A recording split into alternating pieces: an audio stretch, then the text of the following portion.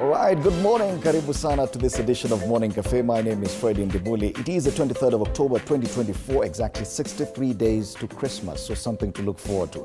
Yes, a lot of talk about today, of course, the impeachment of the Deputy President Rigathi Gachagua continues to dominate the headlines, and we'll be looking at this and a lot more, including what else is happening this week, and that is the invitation by the Senate for public views and a public hearing with regard to the matter of a constitutional amendment seeking to amend the constitution with a proposal, among others, to increase the term limits for elected leaders. What do you think about that? We'll be looking at this and a lot more with my panelists this morning on State of the Nation.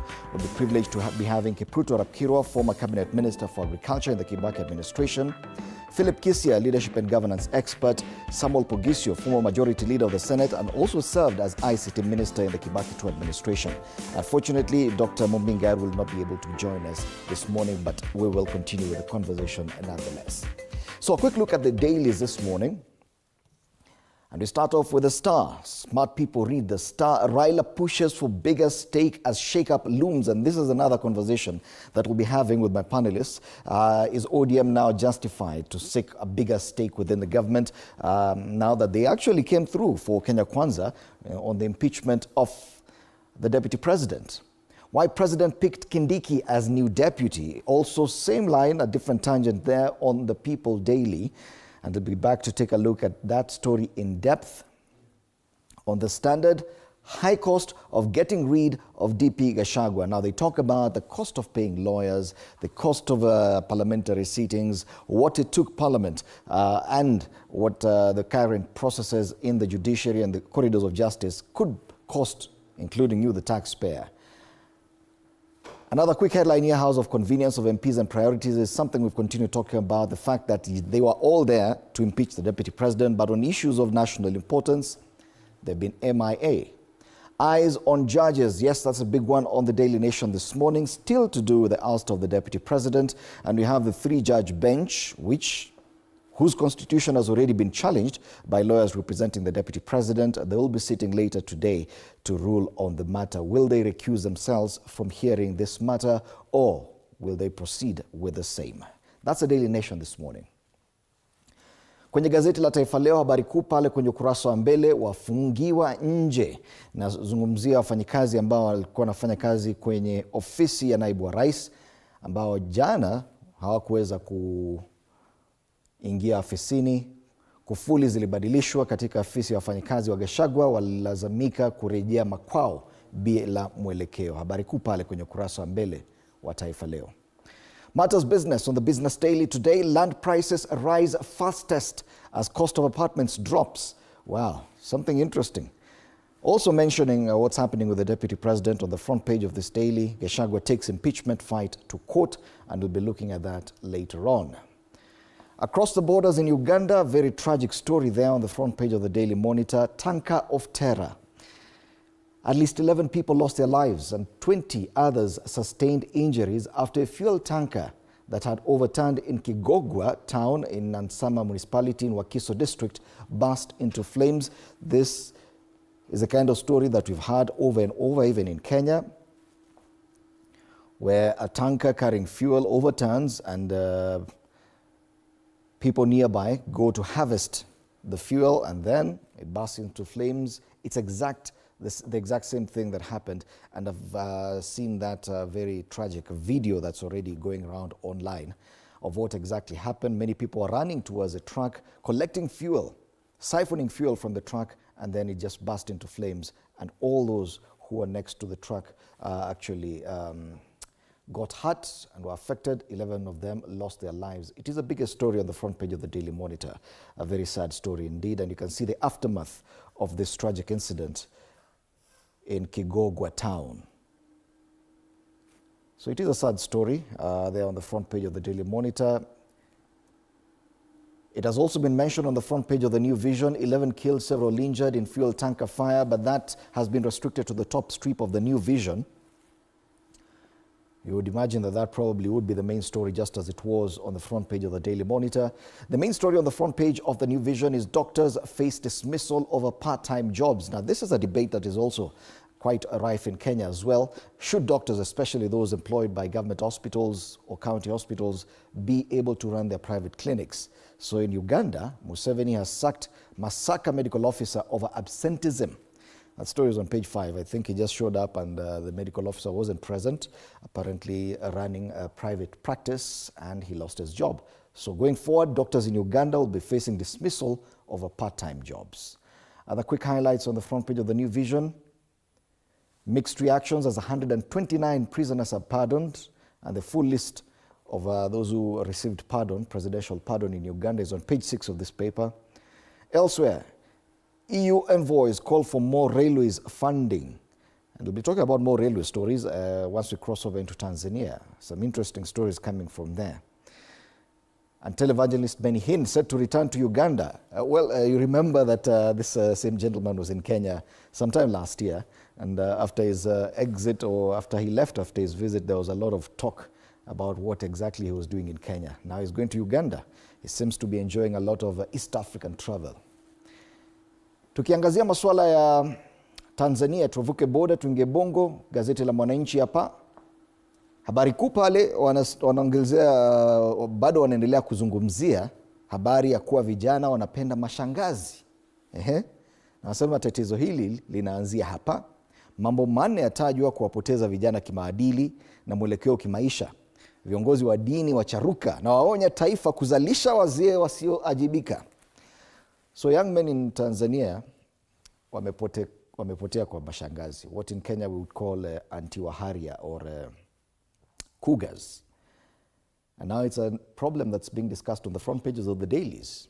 Young men.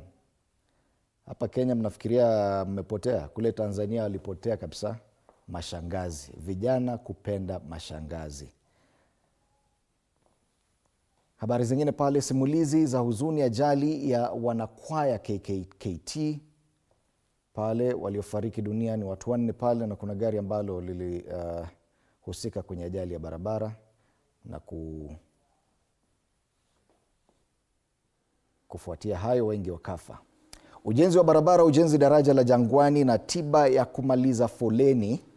There's a special bridge there that's also featuring here. On the front page, matters infrastructure still big in Tanzania, and it's the same story there up there. Safari za Dar Dodoma kwa mabehewa ya gorofa. So picture this. You're used to the SGR and you've seen the double-decker buses in town. Now they're going to have, or to introduce, double-decker train wagons on the SGR in Tanzania. Interesting. And shehena hapo limefika, wanaangazia mambo ya RC. Double-decker, mabehewa ya gorofa kwenye SGR. It is the same story here on the front page of the Citizen. It's down there, double-decker coaches set for SGR test runs. How safe are they? But that is there on the bottom strip of the Citizen. They also give prominence to this bridge, which they say is going to be a game changer for Tanzanians. Jangwani Bridge construction set to commence. And they quote the Works Minister saying, "I would like to stress the substantial cost of this bridge. Let us consider the financial value of the project during construction. TANROADS should manage the project well to ensure that the bridge is constructed to the required standards." So it is a special bridge that connects 2 towns there. The story is on page 2. Matters tax also featuring on the front page of this paper. Tax reform teams key areas of focus. The Presidential Commission on Tax Reforms in Tanzania yesterday outlined 5 key focus areas as it embarks on the task of addressing long-standing challenges in the country's tax system. And yes, even in Tanzania, they still continue talking about what's happening in Kenya. This is an analysis on the impeachment of the Deputy President, Rigathi Gachagua. And this analyst says Gachagua's impeachment is no surprise. This has been given prominence, or at least highlighted, on the front page of the Citizen. And interestingly, in Tanzania, they've been keeping abreast with what's happening in Kenya in as far as impeachment is concerned. In Uganda, they simply don't care. about what's happening in Kenya. So that is as far as the dailies are concerned. Today, let's take a look at the weather situation. And we start off in Kibwezi. Remember, it is the MP for Kibwezi West, Mwengi Mutuse, who filed the impeachment motion against the Deputy President before the National Assembly. It is still the biggest talking point. So let's go and check out the weather in Kibwezi this morning. It is 17 degrees Celsius. Promises to be a very sunny day. Highs of 31 degrees in Kibwezi, meaning this is hardship weather. Yeah. So sunny day throughout the day in Kibwezi. No chance of rain today in that area, but partly cloudy. But do expect really hot weather, 31 degrees Celsius in Kibwezi. We cross over to the other side of the country, and that's in Kisumu. It's already 20 degrees Celsius as we speak, which is quite hot, quite warm this morning. Also promises to be quite a hot day, highs of 28 degrees Celsius. It's a bit of cloud cover. Let's check out if there's going to be any rain. Doesn't appear so. Yes, very little chance of rainfall in Kisumu. But tomorrow it promises to rain. Thunderstorms in Kisumu on Thursday, but today just sunny intervals throughout the day. Let's go down to Garissa. And Garissa, where it is already 25 degrees Celsius as we speak, promises to be a very hot day. Listen to this. Highs of 36 degrees Celsius in Garissa today. You better keep warm, hydrate, and vae kofia. If you have an umbrella, it will help because sunny intervals throughout the day, very little cloud cover, and very little chance of rainfall today. So this is actually very hot weather in Garissa, highs of 36 degrees Celsius. Let's take a look at holiday weather at the coast in Ukunda. So yes, it is warm as we speak, 25 degrees Celsius this morning. Promises to get as high as 30 degrees Celsius. Sunny intervals throughout the day, very little cloud cover, and no chance of rain as well in that area. So for those enjoying holiday in the south and coast area, areas of Diani in Kwale County, do expect some nice hot weather there. And finally back in Nairobi, 14 degrees Celsius as we speak. Okay, 16 degrees Celsius, promises to get as high as 27 degrees Celsius, which is very close to what people in Ukunda are experiencing currently. Sunny intervals throughout the day, a bit of cloud cover later in the evening, 0.0 millimeters of rainfall, meaning very little chance of rainfall today. So that's the current weather in Nairobi, friendly weather. And yes, even the sun, 26 degrees Celsius, that's a very comfortable weather. So that's the weather situation. Let's take a look at the traffic situation before we come back to the dailies this morning. All right.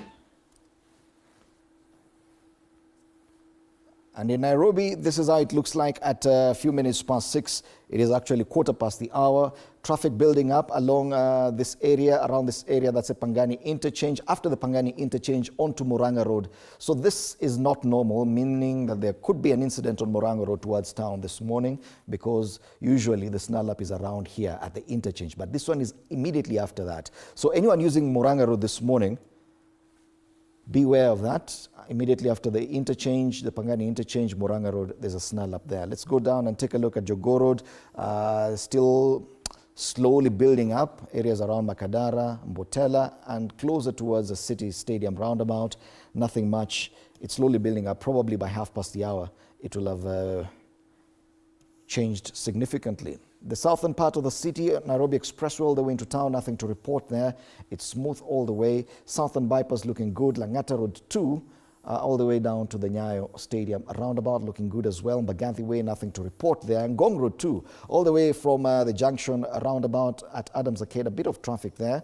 Then at Prestige Plaza, after that, all the way into town, nothing much to report. So yes, it's a bit early, but I'm sure immediately after 6:30, things will change. The Nairobi Expressway from Kangemi all the way into town also looking good. So that's the traffic situation this morning. These matters will change. Hopefully we'll be able to give you a traffic update later on. For now, let's take a look at the dailies.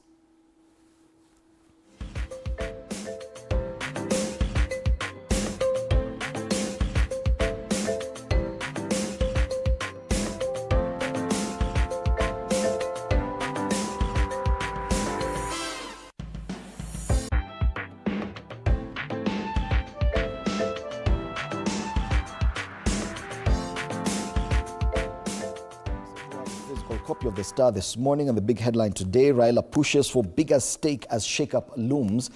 And this is a very interesting angle to it. Everyone else is talking about what's happening to the deputy president with the court cases and his impeachment and whether or not he's still deputy, but it would appear the Star's already moved on. Just like ODM, they've already seen a vacancy and they're now pushing for a bigger stake. Remember, with the exit of Rigathi Gachagua and the appointment of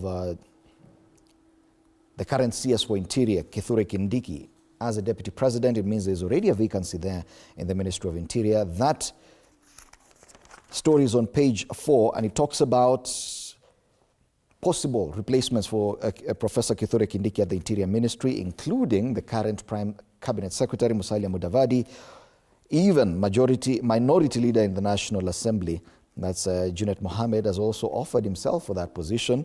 And if at all that happens, they also talk about the possibility of Moses Wetangula leaving his position as Speaker of the National Assembly and taking up a position as a Cabinet Secretary, which means that ODM could also claim that position of National Assembly Speaker, with a person touted to be a possible replacement being Rarieda MP Otiende Amolo. So these are just some of the proposals. And people are already talking about it. Wanasema ukiona moshi lazima kuna moto. So yes, Raila pushing for bigger stake as shakeup looms. Orange Party wants reward for role in enabling Gachagua impeachment. And ODM insiders are asking for more senior appointments in government. This is a very interesting discussion, and I'll be looking at this with my panelists later today. Other quick highlights on the front page of the Star. Of course, a picture there of the Deputy President looking a bit pensive inside the courtroom. Yesterday, yes, there was no PA, personal assistant, to carry his phones. There was no security for him. No one to even open the door or even direct or clear the way for him to pass. And he was there seated on the hard benches of the court alongside lawyers and some few MPs who accompanied him. So that photo of the Deputy President features on the front page of the Star. Other quick highlights from that. Parliament probes contract cost of Sports Academy. They say Parliament has opened an inquiry into a multi-million shilling international sports academy amid suspicion that taxpayers could have lost money in unjustifiable variations. So that matter is already before the National Assembly. Elsewhere, state to blacklist hospitals asking patients for cash. Yes, teething problems of the Social Health Authority and the SHIF that was rolled out earlier this month still continue. That story is on page 9. At the very top, there's a story about the prisons taking law into their hands, 56 inmates and wardens to get law degrees. This is a nice story on page 2 of the Standard. 56 prisoners and wardens to acquire law degrees. The program's graduates assist other inmates in their cases. And you have a picture of those, some of those who are taking part in this. And that story is on page 2 of the Star today. Let's move on to the People Daily. Unfortunately, I do not have a hard copy, but they go with this story. Why President picked Kindiki as new deputy. And this is a different angle away from what the Star is talking about. The Star is talking about what ODM and Raila's team would or stands to gain from this. On this People Daily, they talk about why the president opted for Kithure Kindiki. Other quick highlights on the front page, they make mention of MPs querying the 1 billion shilling Sports Academy construction deal. It is there highlighted on this page. At least they make mention of KCSE. Yes, KCSE enters day 2 today. A lot of practical lessons, oral exams happening this week, especially the oral language exams. CS Ogamba speaks tough on exam cheating as KCSE starts. And yesterday we were talking about the fact that KCSE, despite being a big deal for the country, we are now focused more on what's happening with the oust of the Deputy President. Matters examination taking the back banner. On the very top strip of the People Daily, regions with highest concentration of women batterers. Yes, and unfortunately Western Kenya is the highest, is a region with the highest concentration of women batterers. You need to change your ways, people of Western Kenya, tafadhali. This is 2024. Let's take a look at the Standard, and we're lucky to have a hard copy here. So, high cost of getting rid of DP Gachagua. A bar of the country's finest lawyers has been tapped to litigate the case that should see the impeached deputy president either retire from public life or retain his seat. And yesterday we saw some of these lawyers even arguing and sparring. And one of them is referred to as the grandfather of lawyers, and he was taking up, they actually engaged in a debate with a senior counsel, and it was a sparring about who's more senior. Is it the grandfather of lawyers or the senior counsel? And do those titles mean anything? Coupled with the effort, time and resources used to mobilize MPs, making this process an expensive affair, and it is just the beginning. So the story is on pages 4 and 5. It talks about the cost of paying all this senior counsel, the grandfather of lawyers, having courts to sit. And this is just the beginning. It's already before the High Court, meaning that chances are this process could still go before the Court of Appeal and even the Supreme Court. It is a possibility. How much will it end up costing the taxpayer? Malta's housing also making it to the front page of the Star. It's here on the left-hand side. Pain of housing tax is here to stay. It is also coming from the corridors of justice, and they say it is a major loss for Kenyan workers who will now pay for houses they may never live in after the controversial levy was okayed by the High Court yesterday. So now the courts have already declared themselves on the matter, na hiyo story imekuishia hapo. On the international scene, Blinken hopes 11th visit to Gaza will unlock peace deal, matters Middle East conflict. But up there, there's a story about members of parliament, and they're calling them the House of Convenience of MPs and priorities. Members of the National Assembly are being criticized for having taken a break after impeaching the DP, but on matters wananchi, those can wait. And this is the second time they're taking a break, or they're going on recess immediately after a major decision. The other time was back in July. I think in June, yes, the last week of June, when immediately after passing the controversial finance bill of 2024, they immediately went on recess. Now this time round, they were back, and you saw the kind of activity in the National Assembly on the impeachment of the deputy president, and immediately after that, they went on recess. So they're being criticized for that.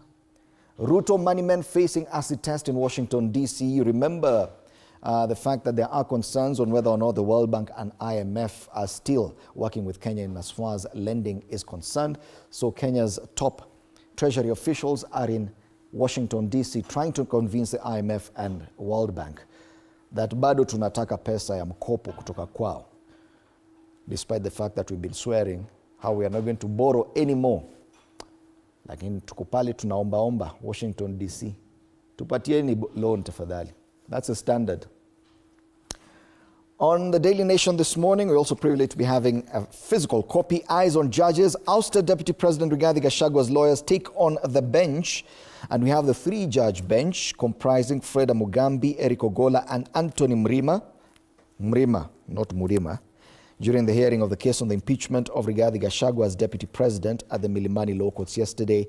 And of course, the team of lawyers representing the impeached Deputy President are questioning the legality of this panel. So impeached Deputy President Rigathi Gachagua yesterday stalled a petition seeking to lift an order blocking the swearing in of his successor as he questioned the role of the Deputy Chief Justice Philomena Mwilu in naming a 3-judge bench hearing the case. While he argued this was the exclusive mandate of Chief Justice Martha Koome, the respondents countered the CJ had delegated. What will the court decide? Yes, definitely the court will make a ruling today on this matter, whether they were legally empaneled and whether they have the jurisdiction to actually adjudicate on this matter of whether or not they should lift the ban stopping the swearing in of Kithure Kindiki as Deputy President. So that is going to be one of the biggest stories to expect today, because any ruling by the court will determine whether or not this matter will continue or will Kithure Kindiki be sworn in as Deputy President. Other quick highlights on the front page of the Daily Nation today. Varsity Dons issue another strike notice in pay dispute. So public university lecturers have issued a 7-day strike notice after failing to agree on with the government on the implementation of a return to work formula. Elsewhere, how Kirinyaga MCA's daughter was killed. Paleju on the front page of the Daily Nation. Ruto's big win as court upholds his pet housing plan. and detectives probing job scams, suspects moved to Boni Forest far-flung stations. So some 12 officers who are investigating recruitment firms accused of conning thousands of desperate job seekers have now been transferred in questionable circumstances. What are they trying to hide? Pale nyuma on the back page of the Daily Nation, they talk about parents and children urged to bond as academic year ends. A number of schools are actually closing this week, a number of primary schools and high schools as well, so that they give room for the national exams to continue, meaning that these learners will be home for at least 2.5 months before reopening in January. Kama ni mzazi unaambiwa, take time and bond with your child. Hapana kujificha na mtoto ni wako. Taifa Leo wafungiwa nje, wanazungumzia kufuli zikibadilishwa, na katika afisi za wafanyakazi wa Gachagua walilazimika kurejea makwao bila mwelekeo. Wafanyakazi wakuu na wa ngazi za chini wanaofanya kazi katika afisi ya naibu wa rais aliyetimuliwa Rigathi Gachagua walirudishwa nyumbani jana asubuhi waliporipoti kazini katika Harambee House Annex Nairobi. Na kuna picha pale ya Harambee House Annex ambayo ni ofisi ya naibu wa rais. Lakini wakati huo naibu wa rais aliyebanduliwa Rigathi Gachagua alikuwa kotini na anaonekana pale na wakili wake Paul Muite. Vidokezo zaidi pale chini kwenye ukurasa wa mbele wa Taifa Leo, anasema wapelelezi wahamishwa hali tatanishi, na ni wapelelezi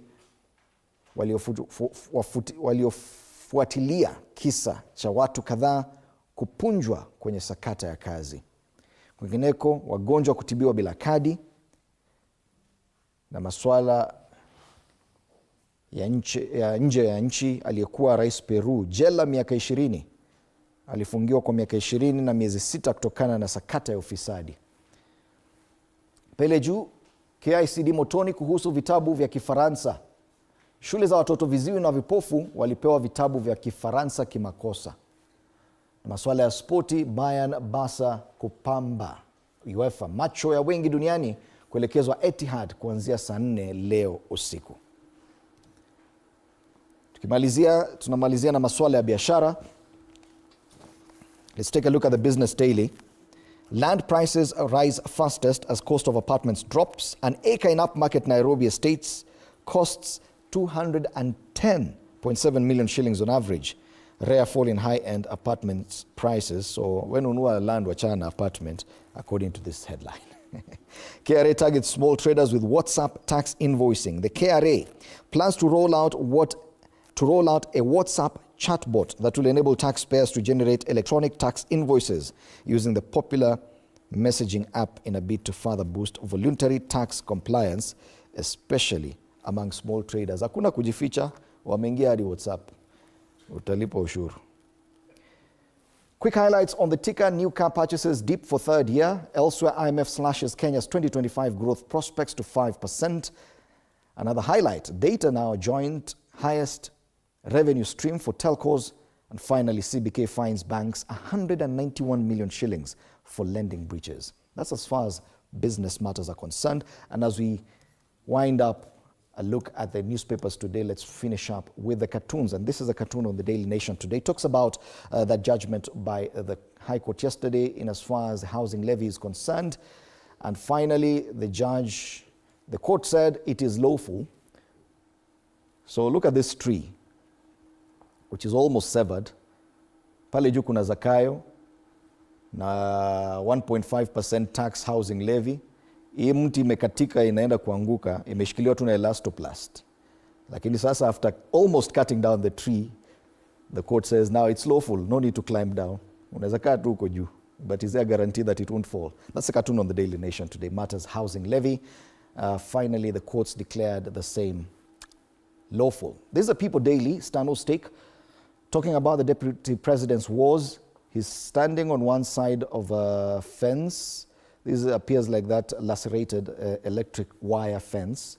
So he's not able to access this door. And even if he did, there's so many padlocks and locks and signs of no entry with a pinned notice there, justice in Gachagua saga. Is this cartoonist trying to suggest that justice in this instance for this beleaguered, impeached deputy president is not forthcoming anytime soon? Well, let's wait and see. That's as far as the cartoon of the People Daily is concerned. And finally, the Standard. So there are 4 frames here, the same gentleman speaking. In the first frame, he talks about, for us to fight tribalism and end this talk of shareholding, the Deputy President, His Excellency Rigathi Gachagua, has to and must go. The same gentleman, who can be identified as a Central Kenya MP, says, our President, His Excellency William Ruto, must then give us a new Deputy President from our region, because we gave him 47% of his 2022 votes. But he started by saying, for us to fight tribalism and end this talk of shareholding, the Deputy President must go. So exactly what are these MPs from Mount Kenya talking about? They seem to be speaking from both sides of the mouth. Those are the cartoons today, and we'll be looking at this and a lot more with my panelists after the break. Samuel Pogisio, Philip Kisia, Kipruto Arapkirwa will be in studio for that conversation. You can be part of this conversation as well on X at TV47 News and on Facebook, TV47 Kenya. Feel free to tag me on X as well. My handle is at Fred Indimuli. We're taking a break now. You're watching Morning Cafe.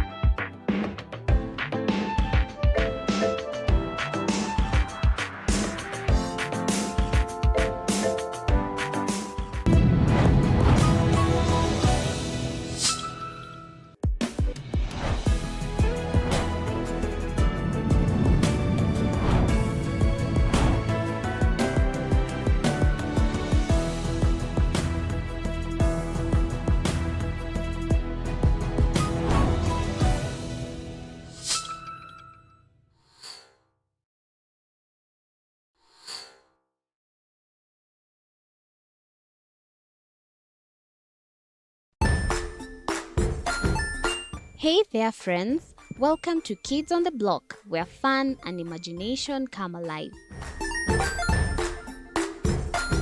We dive into magical world filled with exciting adventures and awesome friends. What position were you in?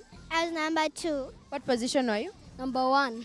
He decided to cross the bridge by his house and look for food on the other side.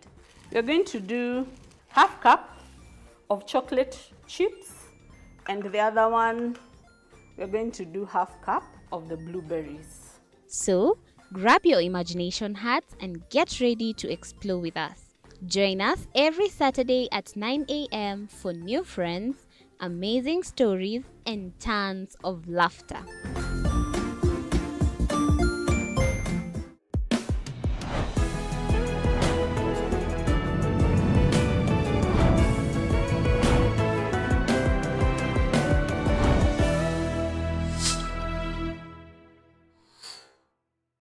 Join us as we explore the journeys of those who defy the odds and break barriers.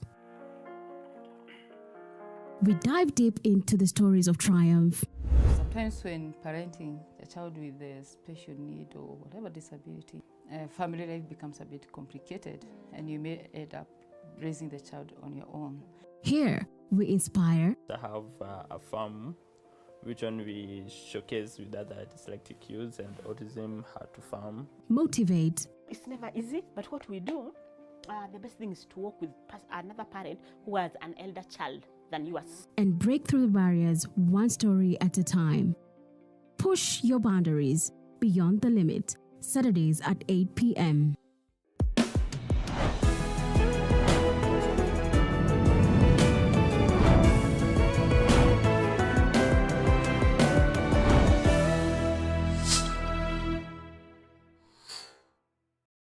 The Grind, where business meets brilliance. It's not just about the ideas. I was working as a shampoo boy. I used to wash clients' hair on the sink. It's about making them happen. From big wins. In primary school, when we would be asked what people want to be, I was categorical that I want to be a nurse. To hard lessons. The consoles change, the gaming equipment keep changing. We cover it all. Tune in to The Grind, where every episode is packed with insights. The person who is serving customers, always be a customer-centric. Strategies. When you pay attention to detail, you get luxury items. And stories to fuel your ambition. Don't just dream it, grind it. Mondays at 7:30 p.m.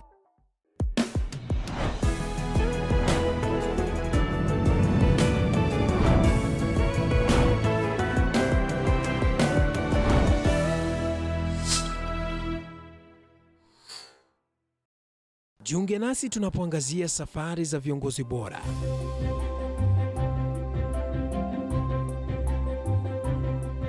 Kutoka kwa ushindi mkubwa hadi masomo magumu. Wakati wetu kwamba wasichana si wa kusoma, ni wa kuolewa, ng'ombe ipatikane, wazazi wakuwa watajiri. Tunashughulikia yote. I wish I were a better investor. My parents taught me how to look for things for myself. Tazama mfano.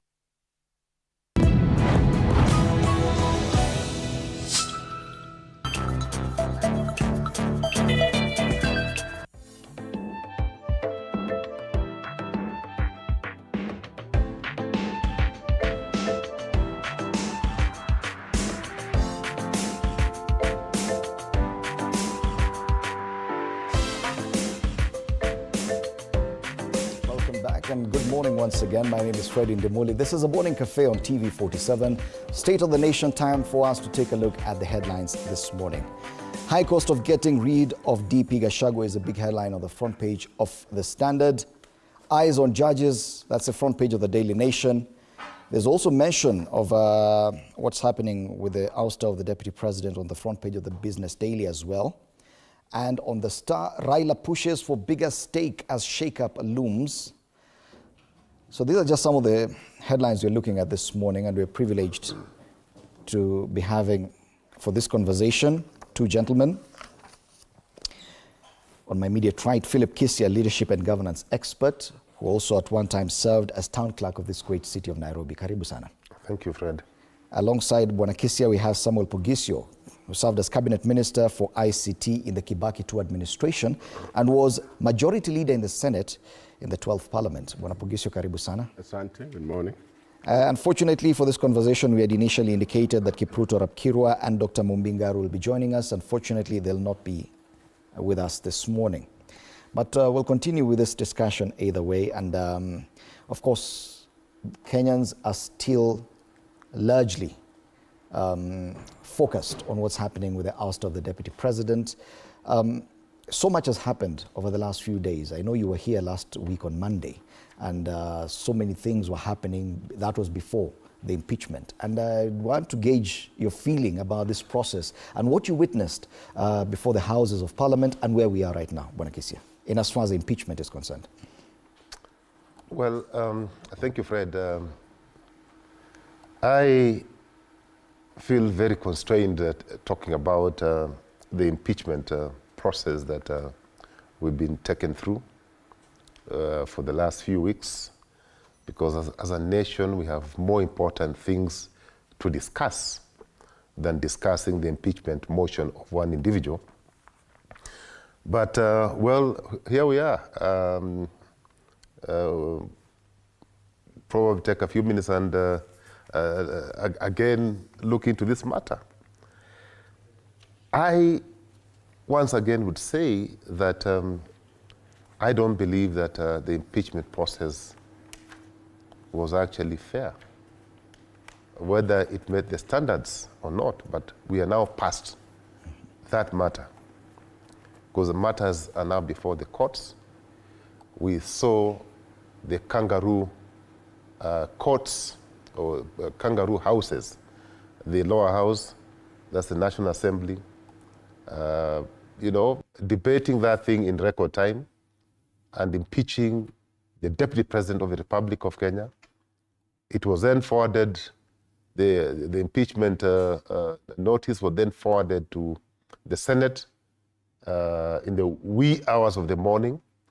Again there, it was discussed at supersonic speed the following, actually the same morning, because the debate in the National Assembly ended, I think, close to morning, you know, just after midnight.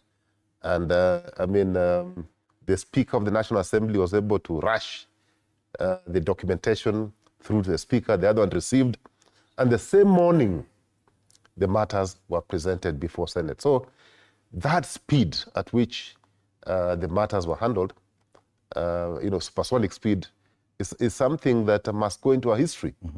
And most Kenyans are saying that they just wish and pray that the same speed and effort was applied to matters that are affecting them directly.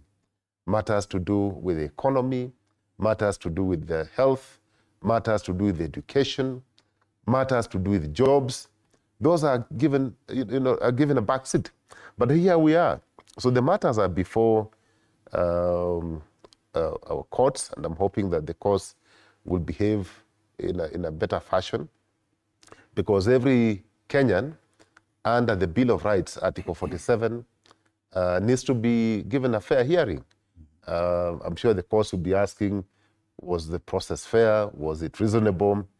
Was it lawful? Was it procedural?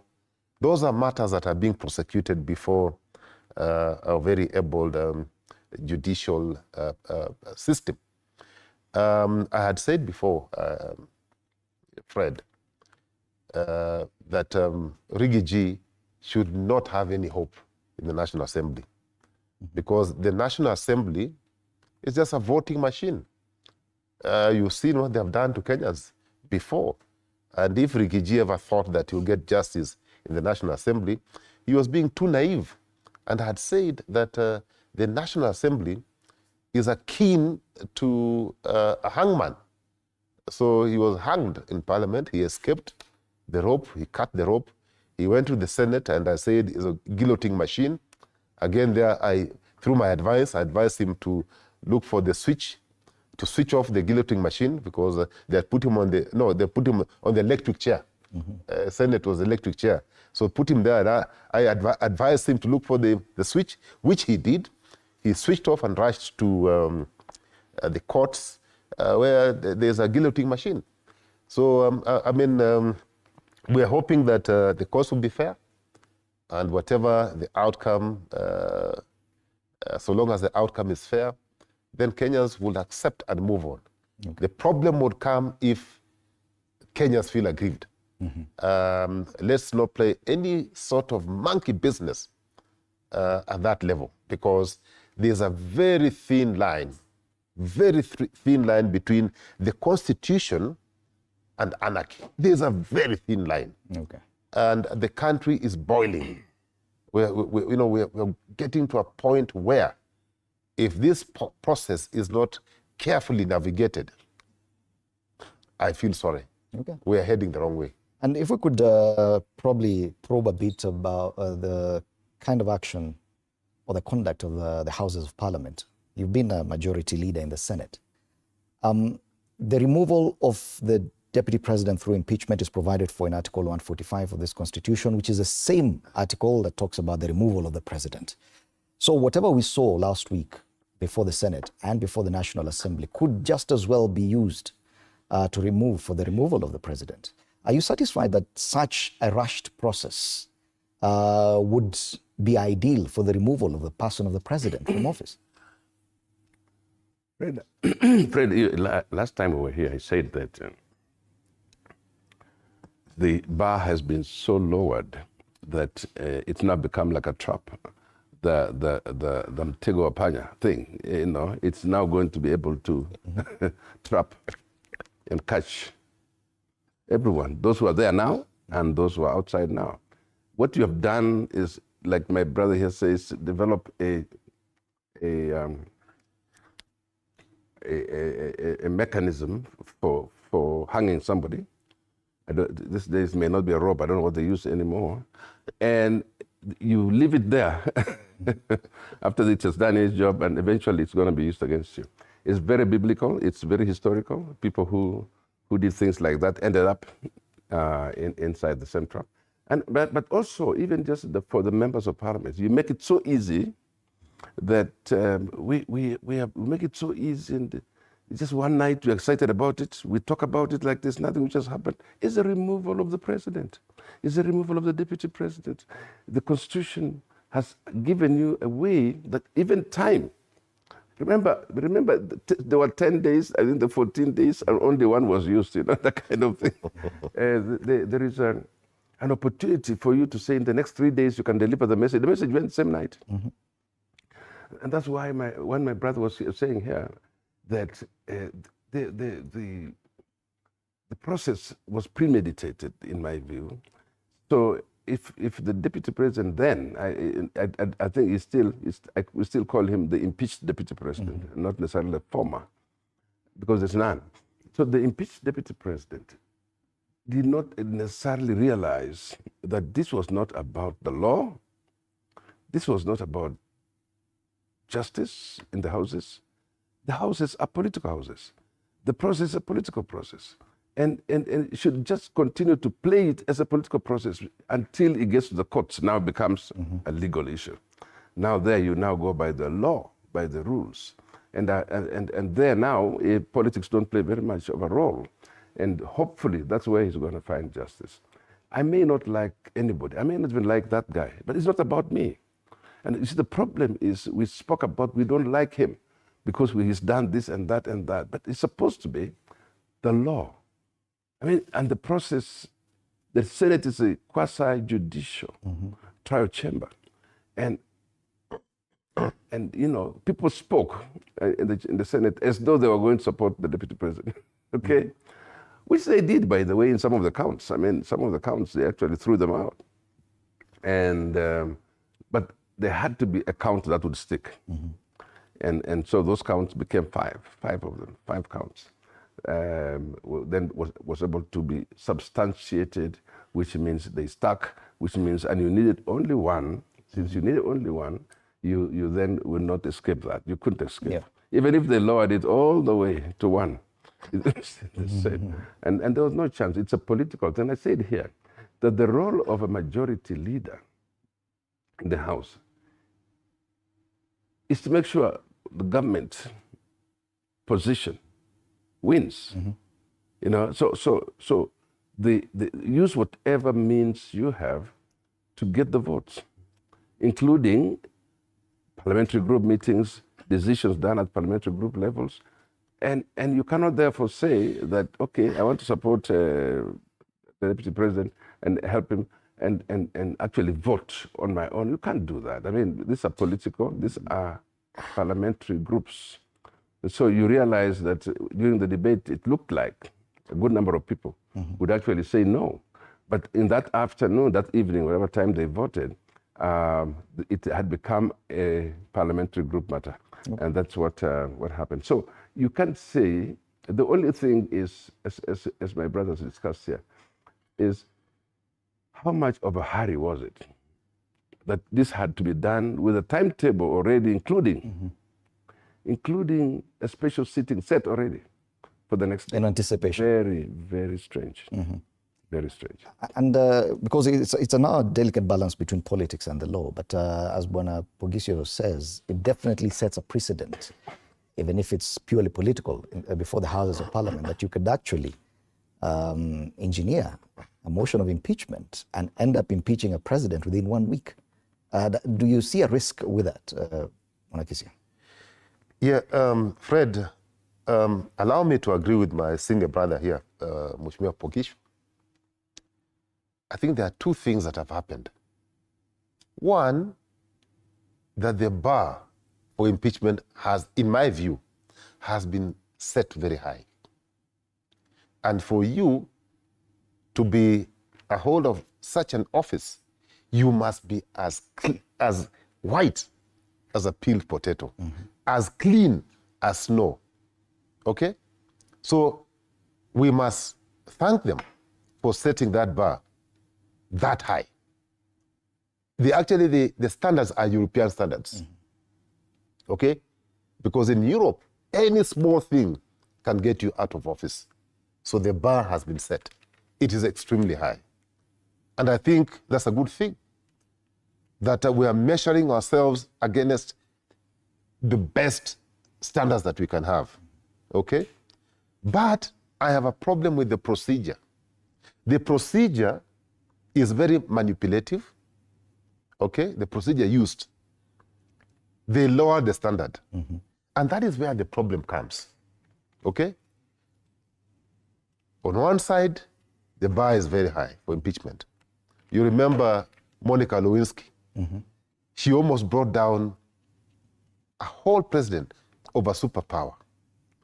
In Africa, the president would be celebrating such a fellow for misbehaving in State House. I don't know if it happens here. Those are maybe Pogisha can tell us. It was part of cabinet. But when you use a procedure for political expedience, you create a problem in future. Remember, the same constitution they're applying to send home the deputy president of the Republic of Kenya, because he is still the deputy president, for heaven's sake. So let us not confuse. I've even seen DCI writing a letter to him, referring to him as Honorable Rigathi Gachagua. He is the deputy president. You may say impeach the deputy, but he is still the deputy president until the courts determine this matter. Now, this is where the elephant comes into the room. You've applied that standard. Article 150 or 144, 145, 150, gives you the roadmap to impeaching a president or a deputy president. My question is, now that the bar has been set very high, are we going to see the president of the Republic of Kenya being impeached in the near future? Because there are so many charges that can be brought forward. Recently, the courts made a determination on the royal land where our sewage is supposed to be going. And they said that the president was holding that land illegally. It's public land. Is that not sufficient to send him home? The Auditor General, okay, because they're saying that Rigiji diverted some funds, to build a road that was going. Now, the Auditor General has already told us that Weston Hotel, where the President of the Republic of Kenya has an interest, is doing a lot of business with government. Then there are more serious charges, in my view, that can be brought forward. Extrajudicial killings that have been actually perpetrated by his administration. Abductions that are still going on. Corruption. This Adani thing that is stinking. And his administration is still pushing it so hard. Fertilizer. Sold fertilizer. Edible oil. And the other one that we've not forgotten, and I must remind Kenyans, the EACC Act does not allow any state or public officer to receive a gift of more than 20,000 bob. His Excellency, the President of the Republic of Kenya, received a gift from some Arabs in Abu Dhabi somewhere. They gave him a whole aircraft. Whole aircraft. He never declared. Now, these are serious charges. They are more serious than there was Rigathi facing. So you see, now that the bar has been set high, I'm now hoping that once we have sent away Rigathi, because he's going to go, and whoever comes in as deputy, now, if people are honest, they are honest. The members of parliament, I want to see the first member of parliament who would say now that we are cleaning the house, the next person that must face charges is the President of the Republic of Kenya, one William Samoei Ruto. These are the charges. Okay. And if they don't, then as Kenyans, we are left with no option, because the bar has been set high, to commence the impeachment process. Okay? So, I mean, if the parliament doesn't do it for us, we shall do it ourselves. Okay. Now, you've mentioned something interesting, the fact, and this is what many legal minds argue, that Rigathi Gachagua is still deputy president. but we've seen his security withdrawn, his staff members sent on compulsory leave, yet he still remains the number 2 in command. He's still in court yesterday, and you see the picture on the front page of the Star of a pensive-looking Rigathi Gachagua seated there, and the report is that there was no security, no PA, nothing. As a country, and you've served in cabinet, we could be tinkering on some risky precipice. The fact that the second in command, only a heartbeat away from the presidency, is walking around unguarded. Bwana Pogisio. Well, Fred, I think the determination is that he's impeached. And the courts have suspended literally for a short while, said this matter has not been heard fully. And but you see, this is a government which was already eager enough to get him out. And so when the pronouncement was made by the Senate, and you remember the final statement by the Senate Speaker before adjournment, was that this therefore means that the Deputy President of the Republic of Kenya is impeached and can no longer hold that office, literally. And so that pronouncement for a team that's already excited and wanting you out, I mean, that already was enough for them to remove him and his security and everything from him, because he therefore represents himself. He's no longer in the seat and in the office where the Kenyans voted him to be in. And again, now I agree with Philip, because instead of what I said, the bar has been set so low, it's actually true. It's standing on its head. It's been set to the level that anything small now can actually knock down anybody. So yeah, I mean, we now expect perfect people, people who are measured. And in fact, this could affect the person who's coming in, because now he should go through a very narrow door to get to the other side, because you really now must meet the perfect person, the perfect qualification of.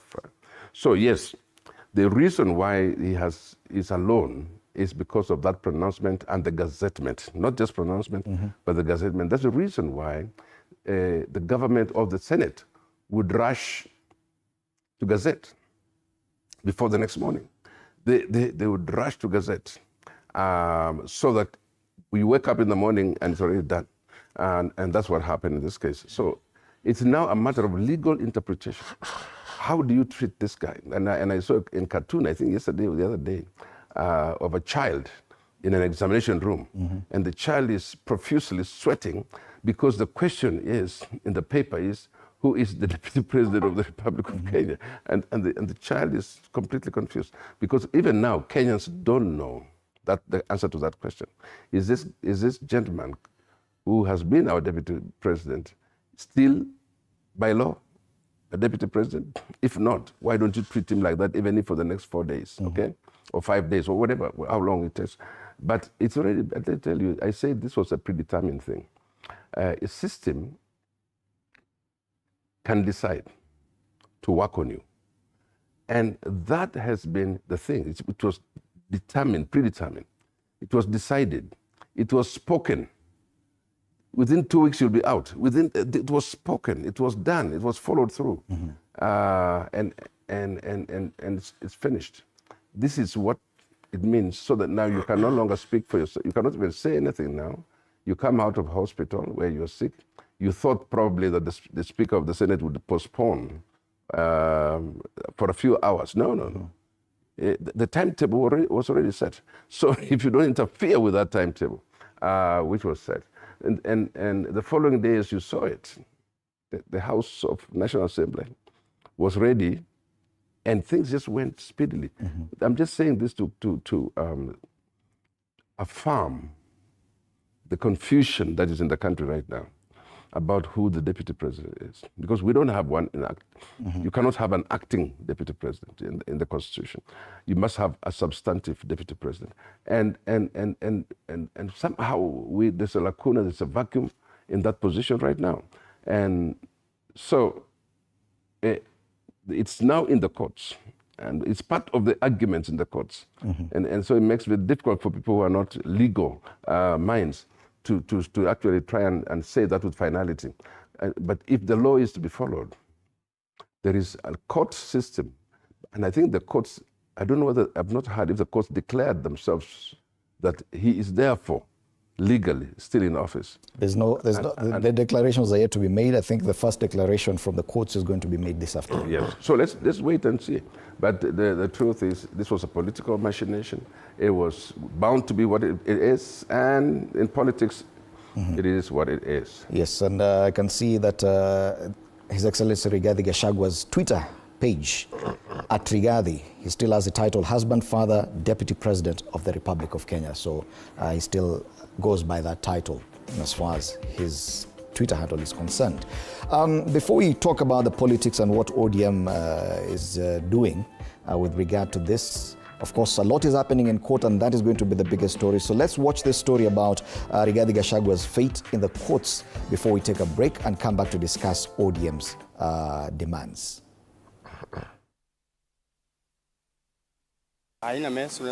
Wednesday at 3:30 p.m., the court will rule on whether the three-judge bench will hear the petition in which impeached Deputy President Rigathi Gachagua is seeking to block the swearing-in of Deputy President-designate Kindiki Kithure. Gachagua, who was at the Milimani Law Courts on Tuesday, is challenging the three-judge bench which he claims was constituted by Deputy Chief Justice Philomena Mwilu, while the CJ Martha Koome was out of the country. Gachagua has expressed concerns that the bench will not give him a fair hearing. Through his lawyers, Gachagua also alleges that the rescheduling of the hearing from Thursday to today was intended to expedite the swearing-in of Kindiki. Lordship, this is the background of my application. That on the 14th of October 2024, the Honorable Chief Justice did empanel this bench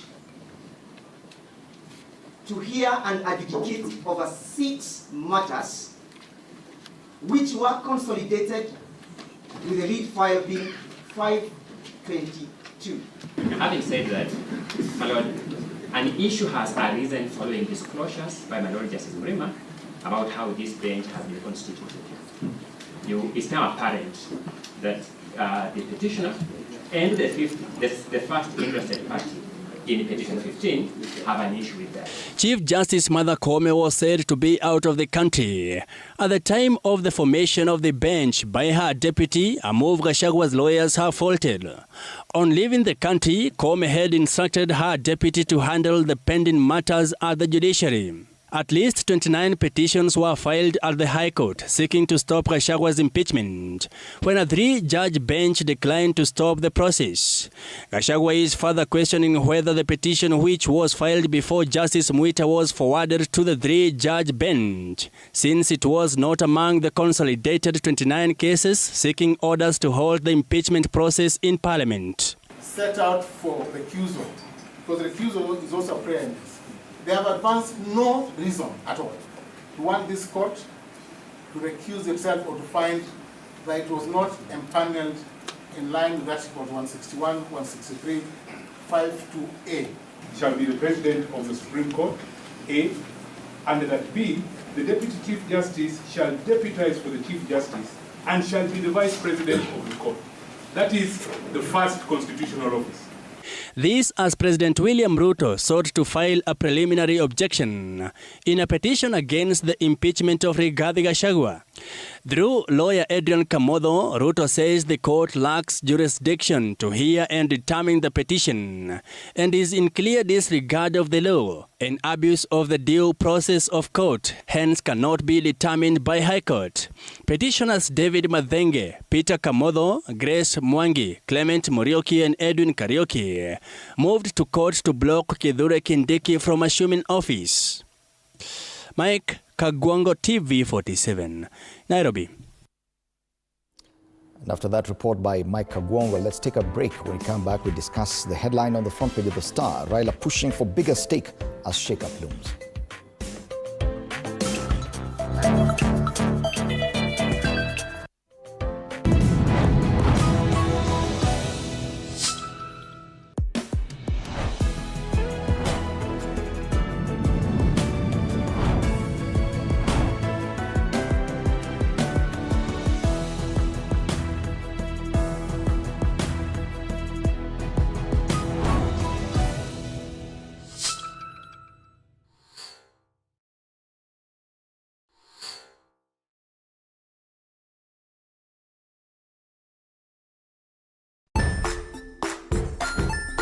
Hey there, friends. Welcome to Kids on the Block, where fun and imagination come alive.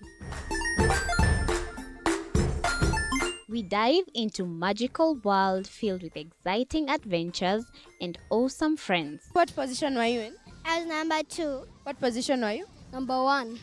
He decided to cross the bridge by his house and look for food on the other side. We're going to do half cup of chocolate chips, and the other one, we're going to do half cup of the blueberries. So, grab your imagination hats and get ready to explore with us. Join us every Saturday at 9 a.m. for new friends, amazing stories, and tons of laughter.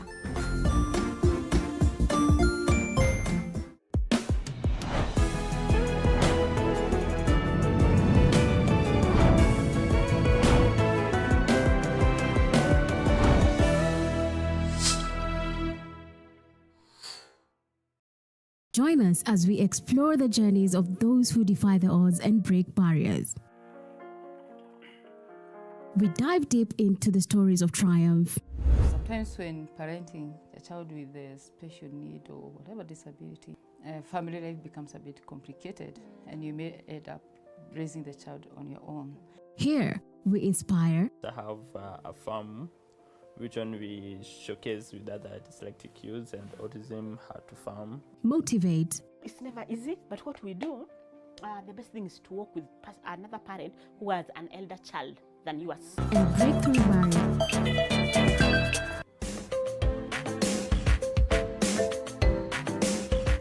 Welcome back. You're still watching Morning Cafe on TV 47 with me, Fred Indimuli. I'm still in studio with Samuel Pugisio and Philip Kisia. And we continue looking at the impeachment of the Deputy President and resultant activity, especially within the political circles. The Star this morning has captured that. Say Raila pushes for bigger stake as shakeup looms. We had discussed this a while back, the fact that ODM will come back to claim its pound of flesh. Orange Party now wants reward for its role in enabling Gachagua impeachment. They talk about away from the position of Deputy President. On page 4 of this paper, there's anticipation that now someone has to come in and take over the interior docket. And this could, and according to this story, this could result in a lot of movements, including the fact or the proposal for the Prime Cabinet Secretary to now take over the Interior CS, meaning there'll be a vacancy in the Foreign Affairs docket, of which, according to this story, it would be the current Speaker of the National Assembly, Moses Wetangula, take over. That in itself would create another position inside Parliament, and that is what ODM is looking at. And the person proposed to take over as Speaker is none other than Rarieda MP Otiende Amolo, according to this story. Bonakisia, this had been anticipated. And you knew, you are a member of the ODM party. This is typical ODM behavior. Are you surprised by this? That even before this dust settles, ODM is already saying, we need more now. Yeah, and Fred, allow me just to make a comment. Just before we went for break, you did indicate that the Deputy President on his Twitter, he still has the status of Deputy President. I am not an advocate, but let us look at logic. Mm-hmm. The person who is holding that office, you can call him impeached deputy, but he's still the Deputy President of the Republic of Kenya. I don't like the man, but let us, respect the Constitution. And Parliament recalled him, right? I can even see on page 5 of Nation, the party now wants to recall him. But people forget that there is the ultimate recaller. The ultimate recaller. There's one person who is so powerful and can recall anybody at any time. Should that happen, what happens? Touch wood. I'm saying touch wood. I'm saying that with a lot of humility. I'm saying that knowing that we are all human beings and the Almighty is only one. Supposing the Almighty closes your file now, what happens. So let us be careful as we navigate through this process. I know people are eager to remove Rigathi Gachagua, who has been one of them, who even claims that he was stripped naked because of supporting the current president. But that is politics. Anyway, let's get back to ODM. There's no free lunch. Wamefanya kazi. Wamefanya kazi. And they have delivered. What is wrong with ODM asking for a pound of the flesh? In fact, they should go for more. Because without ODM, this impeachment process would never have gone through. So now that they are delivered on a very serious assignment that was actually pulling down the president, it was pulling him down, literally. I think this one was so heavy, it was just close to the Gen Z in terms of weight. Now that they have done it, they should ask for half of the government.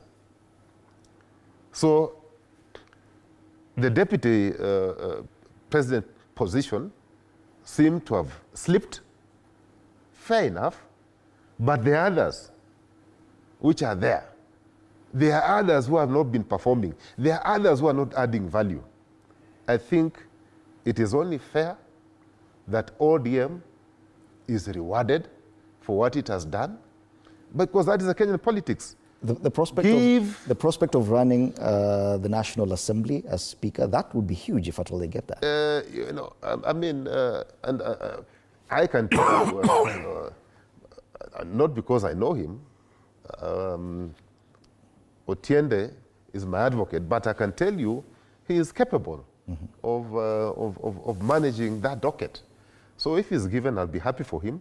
Of course, I'll be happy for the party, but more so because it will be going to a Kenyan who is extremely competent. And not just competent, somebody who you can rely on. I'm not saying that Masika doesn't fit the bill, but this man, Otiende, I think if given, he'll do a good job. Well, Moses Wetangula has been publicly criticized for the manner in which he has been running the National Assembly. And we've been talking about the conduct of both speakers of the National Assembly. Their conduct, even in this impeachment process, has come under scrutiny. A change in the person who sits as Speaker of the National Assembly could be positive, don't you think, Bonapogisio? Well, it could be positive, it could be negative, but it most likely is very confusing. And so where is the line that has been drawn between the three arms of government? You know, sometimes this is a problem. The problem is the way that we have lived in this country is that there is absolutely a mix-up of things. The legislature is living like they're in the executive and almost running the executive. The executive is right into the legislature, and it doesn't give hope to Kenyans that we can get an independent legislature, a legislature that can actually call out issues. So this mix-up, including even ODM coming in, would still require a person who knows that there's a role to be done, and that role is oversight, is legislating, is representation. It is not going to be compromised by anybody, and it's not going to be run from another house, another arm of government. And so whether now for the current speaker still wants to do politics, okay? So allow him, if that's true, allow him to get into a political space. Let him go and run his political party. But as speaker, you can't do that. So yeah, so you realize that there is an alignment that still brings the parliament back into we are not in a parliamentary system. We are in a presidential system. So when you speak about what could happen in the ODM, first of all, I agree. ODM deserve to be part and parcel of the bigger stake in this government because of what they have done. you realize actually that the people who argued the most, the people who actually presented the biggest argument was ODM. And they were able, therefore, to say, we've done it, pay back, I mean, it's time for payment. And I will not be very surprised if they actually get exactly what you're talking about. And if they get the position of speaker, that has already elevated them now to run an arm of government, one of the three arms, and therefore a chance, per chance, be number 3 in powerful position in the country, or number 4, whatever the numbers are, so that they are now part and parcel of running the government, fine? So I do believe that, and in the person that they're proposing there is definitely a very qualified person. But the issue is, what is it going to be at the end of the day? Is it a Kenya Kwanza government? Or is it an ODM Kenya Kwanza government? That's a question. Okay. And then whose manifesto is the country going to follow? Is it going to be a split manifesto that says, now you run your manifesto, we run our manifesto? Or is there going to be an integration of manifestos? Because once you run to that level, to the level of government where you are now in the superstructure, but not also on top, you are now ready to deliver on some kind of manifesto, on the government manifesto. Is the ODM ready for that? Because already, once you've diluted the Kenya Kwanza, manifesto, diluted, by having people to come and run it for you, you must then sit back and say, what kind of government are we going to run? Okay. What are we going to run? So it's already, give them 50% of government, split the manifestos, and so it will be easier now to bring some of the ODM demands, even including the part of their manifesto, into this government. And the government of the day will have no choice but to say, yes, we can share government. And just following this impeachment of the deputy president and the story about shareholding, we heard the president speaking on Mashujaa Day, and he was very clear about when he made reference to some of the freedom fighters and people who fought for for the liberation of this nation. And in his speech, it did not escape many that he mentioned heroes from every other part of the country and did not mention heroes from one particular region of this country. Could this be an indication that even in his government going forward, that probably in a debate about regional balance, the number of positions being held by people from the Mount Kenya region could, even in cabinet, reduce in number, and probably that's where ODM will benefit? Now, Fred, I don't know who is benefiting here. Because if you are to run a government properly, those of us who served in the Kibaki administration will tell you that jobs just need to be given to the most qualified, the most competent, the less corrupt individuals in the Republic. Because what people are looking for is not the tribe. They are looking for somebody who can end up doing the job. I am not in any way suggesting that there shouldn't be regional balancing, government should have the face of Kenya. That's important. But even as we are doing that, as we are balancing, what you really need to balance is the competencies of the people you bring in government. So even if you have the face of Kenya, but you have fellows who are corrupt and incompetent, you are not helping Kenyans. So I'm hoping that going forward, that this administration, the Kenya Kwanza administration, will learn from the mistakes they have made in the past, where this government has been skewed towards one side. Half of the government comprises of people from one region, half of them. You cannot be talking about Mr. Pogisho being a tribalist. And really, although you don't speak tribalism, but you are the tribalist number one, by deeds, through deeds. So I know and you were shy of saying that the president, from the list of heroes that he read, he missed out some from the mountain. Maybe, I don't know, because there is a council that handles this particular matter. I would not really want to blame the president, but I'm sure that before that list was read, it went through so many offices, head of public service, NIS, and so on and so forth. And if they didn't pick, maybe in future they'll tell us why this time round that they could not even get one hero from the mountain. They are better placed to tell us what exactly happened. Mm-hmm. Okay? But even I have a problem with that, list of honor. There are so many people who are captured or who are, rewarded status that they don't befit.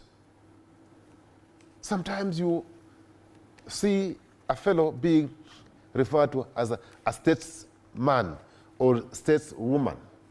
And then you ask yourself, what has that person done for this country to deserve that honor?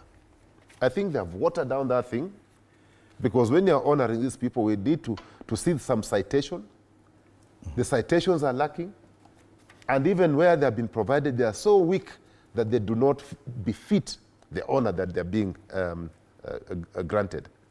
So I'm hoping that that can be corrected in future.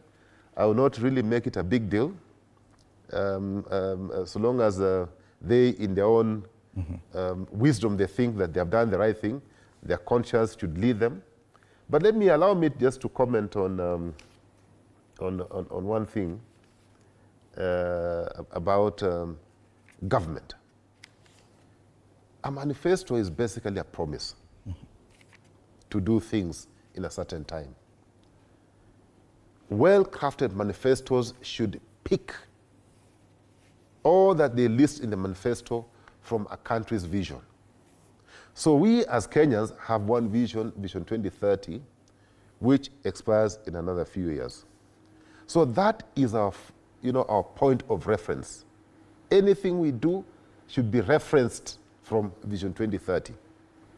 So manifesto of Kenya Kwanza, or whatever you call it, and my party ODM, can be harmonized, because we are saying that we are talking about the same thing using different languages. Mm-hmm. We are talking about the same thing using different tactics to get to the end, or to deliver the promise that we have made. So these are documents that can be harmonized very quickly, so that we can move forward as one nation. Remember, President Ruto, if he survives until 2027, if he does survive, he has only 2 years for working. He has 2 years. He promised so many things, including bringing down the fuel to 100 bob. We are still at around 180 bob, so he still has to bring it down to by 80 bob. He promised to bring down maize flour from 100 and something, 200 to 70 bob. It is still at 160. So he has a lot of work to do. Yes, and you've brought in a very interesting angle to it, the issue of time. This same week, the Senate has invited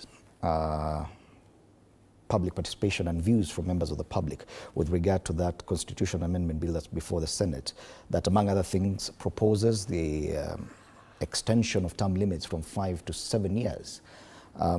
With what we've seen with the coming together of ODM and Kenya Kwanza, and for the first time, achievement of a supermajority, 286 members voting one way, this could just as well be a reality that for the first time we'll be able to amend the Constitution 2010, probably through a parliamentary motion. Do you see a risk that going forward with the ODM and Raila Odinga looking for a bigger stake within government, that working relationship could have other bigger consequences in as far as our Constitution is concerned going forward? Well, Fred, there are many ways of skinning a cat, as they say.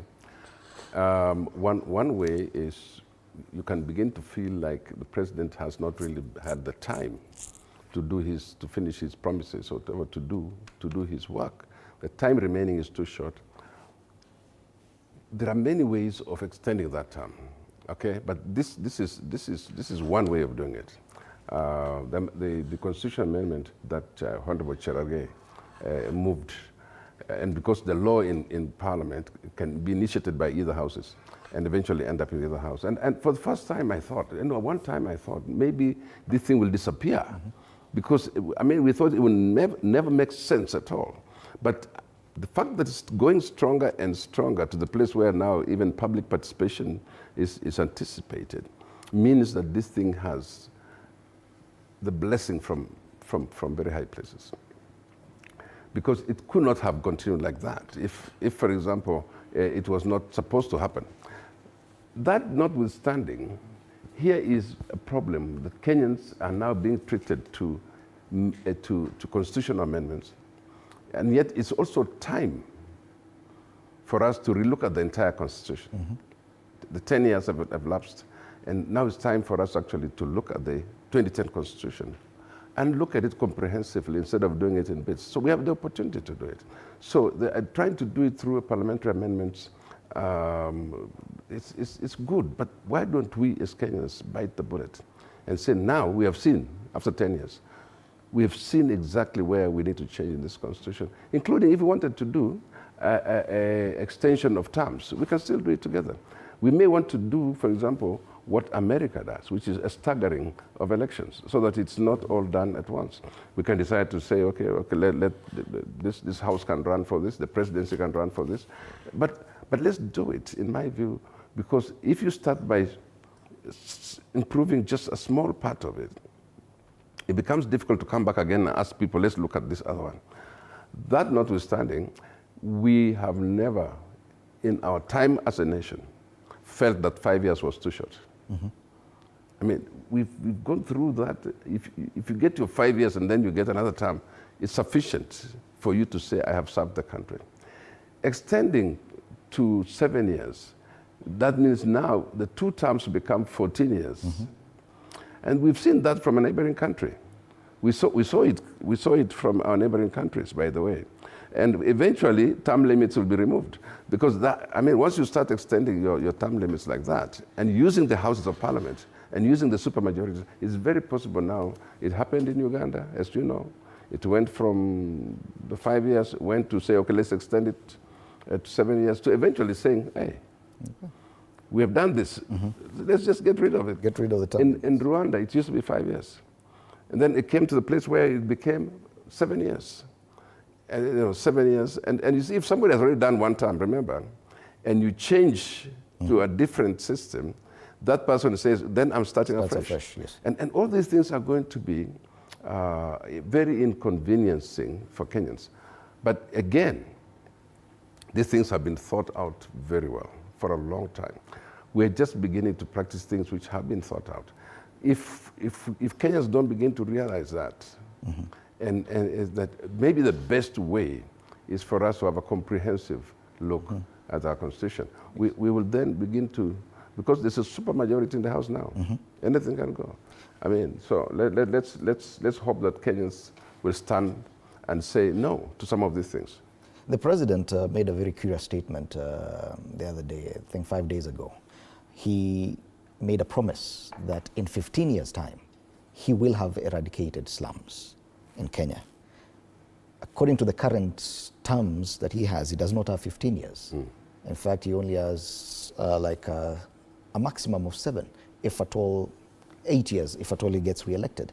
But with the possibility that we're talking about an extension of 5 to 7 years, and the fact that he made the demand that his is a fresh term once this changes, it means that he could just as well get that 15 years. In fact, if you look at the calculations, it is exactly 15 years from the date he actually said that in 15 years' time he'll have eradicated slums in Kenya.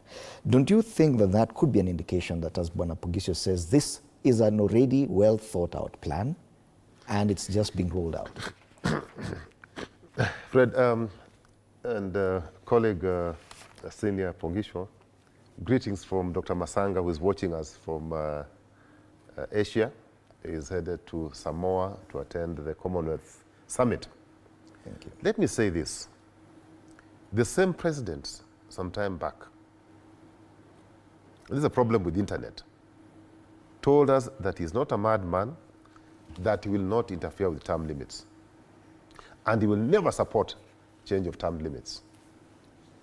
But he either has forgotten or his memory is failing him, which could be the case. He's sending his laptop dogs to test the waters. Send some guy from Fafi, send now Chiragai, you know. Now they are even calling for public participation. This is my take. One, to amend the term limits is a very serious matter that requires a referendum. Any other means other than a referendum will be rejected by the people of Kenya at whatever cost.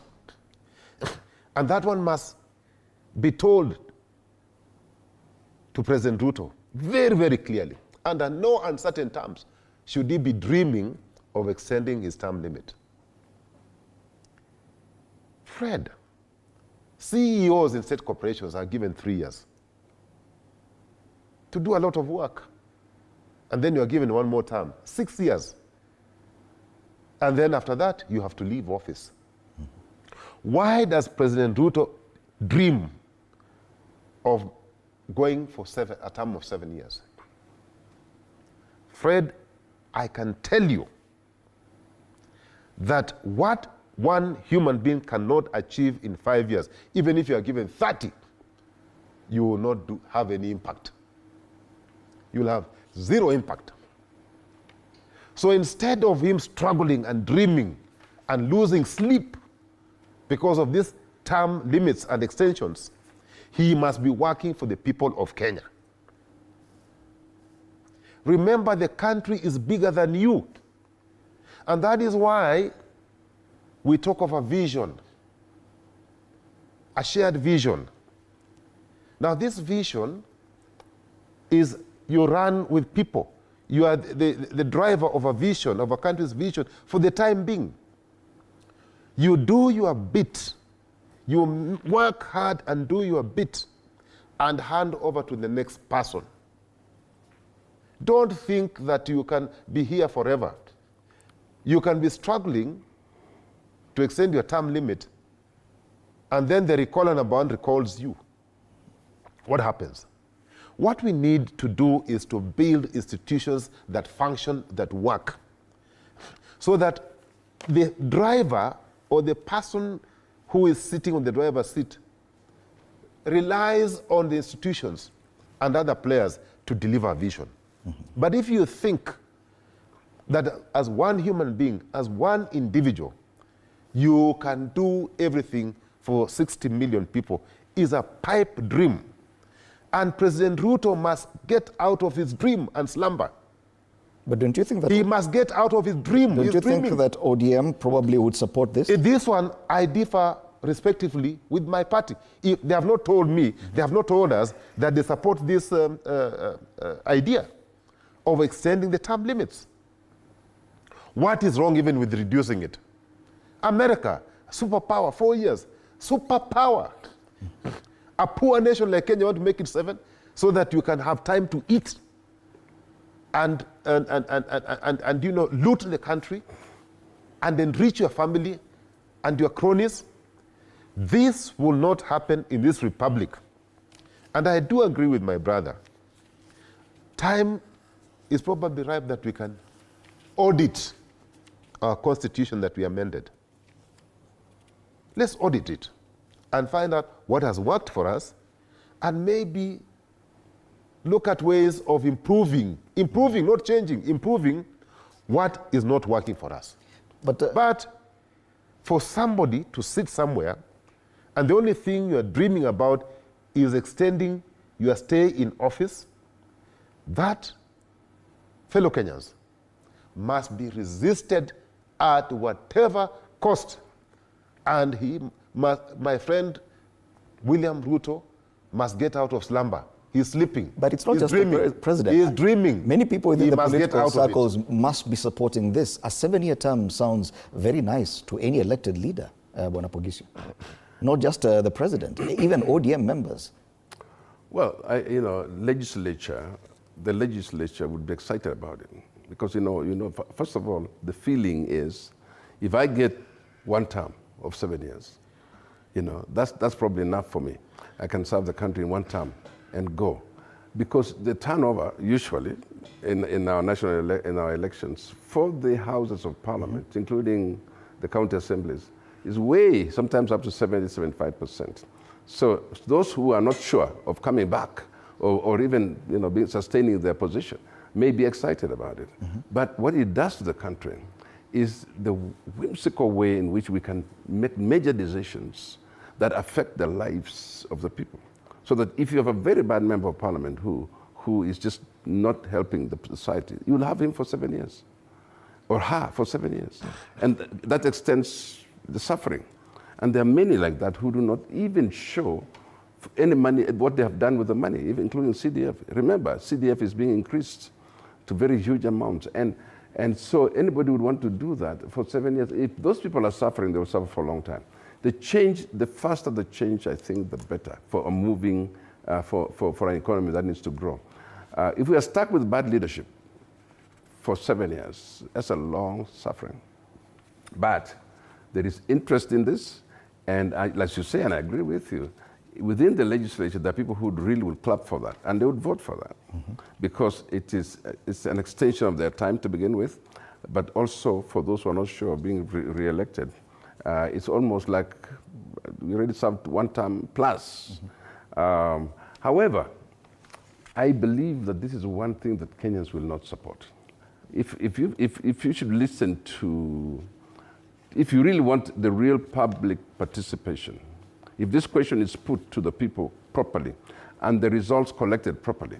You see, the problem is the way we do public participation, and I think without having to challenge anybody's decision, is we write letters, we announce it on radio, we put it in newspapers, all right?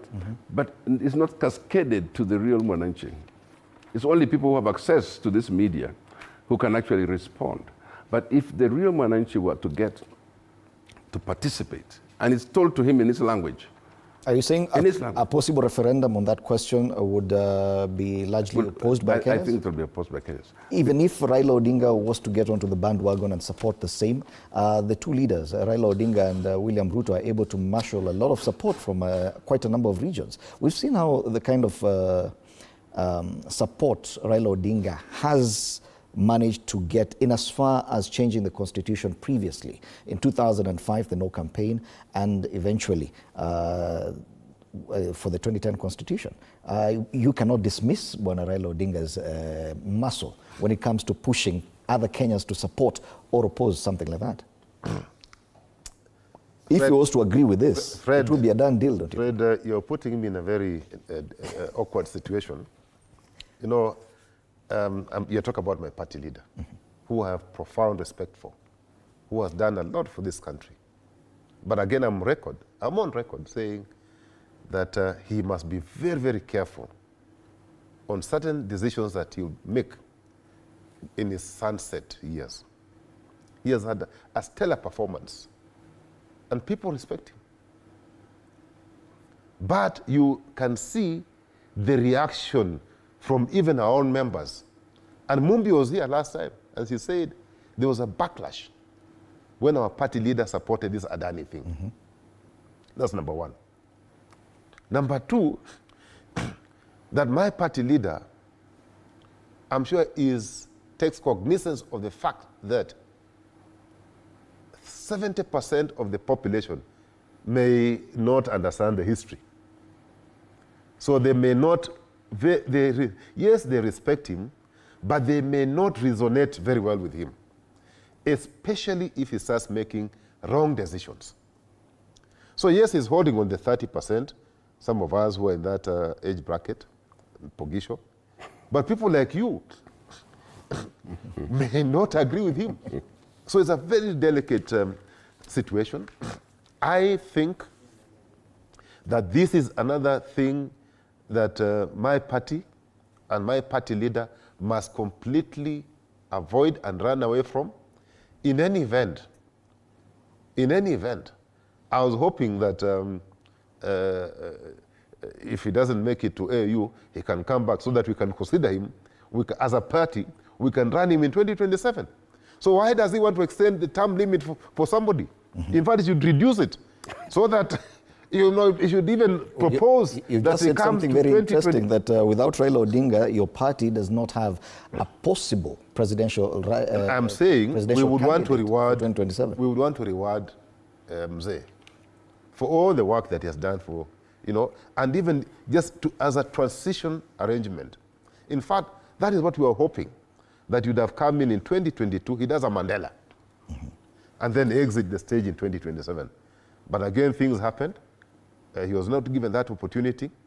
My point being, why would you want to extend the term limit when you also have a chance of getting into that office? Reduce the term limit, my party leader. Reduce it. Yet so that, in fact, when you go to AU, we can recall you back and you say, Mzee, why can't you run on a transition arrangement? You fix the things and we... Yeah, this discussion has also been there in the NADCOM, probably not for all elected leaders, but at least for the Senate, the extension of term limits for the Senate. It means that the political class have been mulling over this for a while. Possibly the Cherargei motion is a bit outlandish, but this discussion about extension of term limits definitely has been there for a while. Well, Fred, the situation has been to look at the staggering of elections and basically take the model that we have taken from, which is the American model. When we picked up our presidential system, we looked a lot at the American model. And so the Senate in the US is selected every 6 years. The president is every 4 years. And the other house is every 2 years. And it has worked for them. Can you imagine going to elections every 2 years? And that's what they do. And some people have been in that place for forever because it is institutionalized. You know exactly that when you progress from a member of the House of Representatives, then you can run for office as senator, then you can run for office as president, and all those years are calculated to give everybody a chance to serve. So that if you want to run for president, you can jump in anytime from whichever house. So I think that's what the senators were thinking before, that this Senate, which is supposed to be the upper house in this country, can actually have a different election date, or serve for a certain term, which is different from. But it is not easy to come here and say, let us do a public participation right on the heels of what pressures we have had in this country. We are still in the impeachment process of the deputy president. We're still working on what happened to our airports. We're still thinking through all those things, and then boom, we've forgotten about all those emergencies, all those difficult situations. We go back to our agenda. Maybe the timing was not very good because it really wakes up the people's conscience. What is this current team up to? What are the machinations where are they going to lead us? Where are we going to be in the next?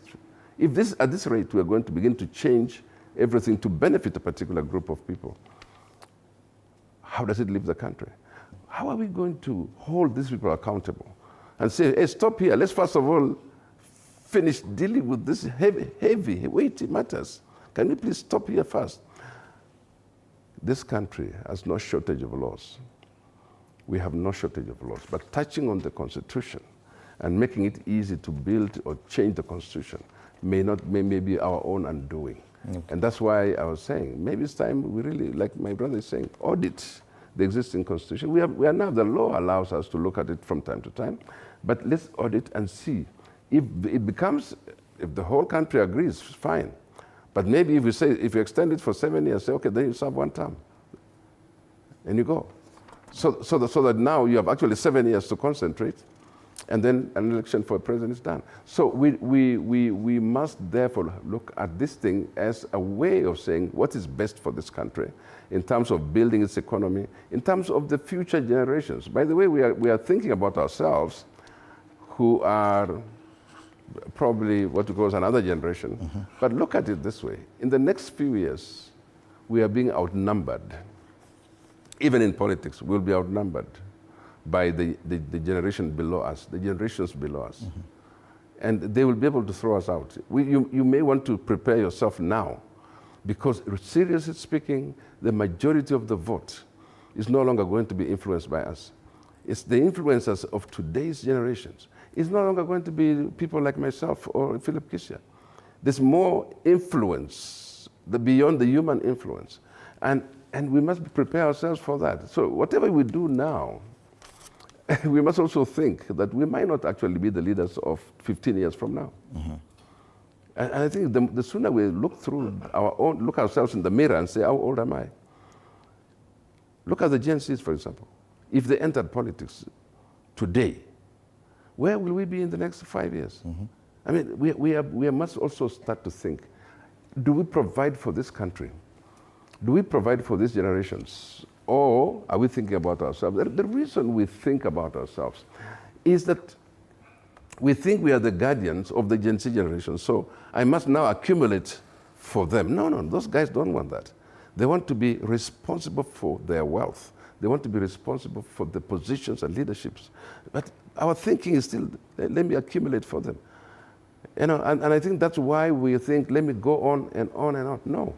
So today in Kenya, and I want to say this because many times we are discussing things as though we are remote stakeholders. We discuss these things because we are part and parcel of the situation as it happens now. I saw now we have what we call, they said there's a win, a big win on the low cost housing. A big win for who? That now we have, I'm sure they had done anything, probably it's in court, but if it went through, it's a win. Now the 7 years and so forth comes, it's a win. The question, should it be a win for who? We should be asking those questions. All right. On the top strip of the Standard, it talks about the Houses of Parliament, House of Convenience, of MPs and priorities. And the story is on page 6. Say criticism mounts as MPs remain silent on matters affecting citizens. We've seen the kind of activity in the past few weeks, especially with the impeachment. We also saw the kind of activity around the end of June, towards the end of June, with the finance bill of 2024. And this is a question that we've been examining over and over with this panel, the conduct of the National Assembly, the conduct of the Senate. Do you think there's any opportunity to redeem the 13th Parliament? Given the numbers, now we see the possibility of a supermajority, which previously has been impossible. Now we're talking about the possibility, the conduct, the total control by the executive. Is it possible to redeem this National Assembly and even the Senate? Fred, time waits for no man. Time is the most perishable resource that a human being has. Time, or minutes. Once a minute has gone, you cannot regain it. However hard you work, it is gone. So the 13th Parliament has already lost 40% of its time. They cannot regain 40%. So even if they were to work so hard, they have only 60%. Out of the 60%, even if they were to work so hard, they will probably achieve 50%. So by the time their term is ending in another 3 years, and I want them to get away from the dreamland that they can extend by another 2 years. By the time their time is ending, they will have scored below average. Are we together? Because they have lost 40%, they have 60% left, and in that 60%, there is no way they can deliver 100%. At their very best, using the same measure, they'll probably do 30%. And I can see them, the rating from Wananchi, rating President William Ruto a D+, and all members of parliament D and below. So they cannot regain, they cannot be redeemed, they can only afford to buy time and hoping that the Gen Zs don't visit them again in parliament. So they should be praying for that there's stability and peace so that they can finish the 3 remaining years of their term. Kwa hivyo, wajipange within the 3 years. Your question was, can they be redeemed? They cannot be redeemed. Not when you have lost 40% of your time. How do you redeem yourself? Time waits for no man. It is gone and is gone. There's no Finito. Okay. Bwana Pogisho, you've served in the Senate as majority leader. Would your assessment be that damning that it's irredeemable? There's nothing that can be salvaged from this? That is a bit difficult for me, having been there, to use the word irredeemable. But it is very difficult by just a physical outlook, to see how this season that this parliament is in, where it's almost predictable what will happen. You see, the element of surprise sometimes is very good in politics. But when it's predictable, and I think even this, the whole government needs to look at this thing. How is it that it's so predictable that this is said is going to happen and it happens? You know, that element of predictability shows that whatever you discuss, you know, including the influence that you have on parliament, and I think that's what my brother is referring to, where the executive weighs very heavily on the decisions made by members of parliament. To the extent, actually, that the members of parliament themselves declare it and speak. Everybody has become a spokesman for the government, a spokesperson for the government. In fact, my dear brother Isaac Mwaura is by title the government spokesman. But he's always hearing the things he's about to talk about. He's already heard somebody else talk about it. It is everybody else. So what has happened is, and I think government now needs to come back and say, hey, you guys, I think we have institutions and we have arms of government. Can we be orderly in these things so that the first cabinet, which was appointed by William Ruto, was a cabinet put together because of promissory notes and because of what you call agreements signed, MOUs signed. And so when you appoint people, like I signed an agreement for him to become my deputy, I signed with another person to become this minister, and before even elections are over, he knows I'm going to be the minister. That person feels entitled to speak for that government, whether he's a spokesperson or not. And so there have been too many spokespersons that ruined. These houses of parliament today have shown through their voting that they cannot stand on their own as independent houses. They wait to be influenced. They wait to be told what to do. And that's across the political divide. Yeah, that's across the political divide. It's not just one side. It's across the political divide. And so when you say it's irredeemable, it means this is not the house. This is not the house that we can use as a gauge or a standard. These houses, if they followed exactly who they are and what the Constitution says about them, it is redeemable. But maybe this time is different. But hopefully, the permanency of houses of parliament, not the people who occupy it or who come in from time to time, should be strengthened. That is, the leadership of parliament should be strengthened. Whom we elect as speaker should speak a lot. Whom we elect as speaker. I remember when we transitioned to multi-party democracy, it was necessary to find a speaker who could stand in the middle. But it was difficult. Ole Kaparo had a rough time. Is that the issue, the quality of speakers? Yeah, it's very important. But you see, when the Speaker has been not elected, but has already signed a contract with the executive that you're going to be the Speaker, I mean, that is not the way to elect a Speaker. That is where we lose it. And so that Speaker then is entitled. He comes in and is entitled. And you would hear, for example, as early as before they were sworn in, members of parliament who knew they were going into cabinet would say, hey, you guys, I'm only going into this house for a few days and then I'll change and go to become cabinet. This is how you create a situation of entitlement, and weakens the cabinet, by the way. It weakens the leadership.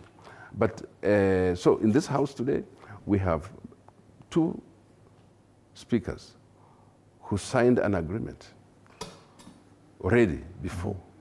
And what does that do to their positions, their quality of work? What is the loyalty to the house? Is it the loyalty to the house or the loyalty to the other? To the person who signed your agreement. So I do not understand how we can call it today. What do we have today? Okay.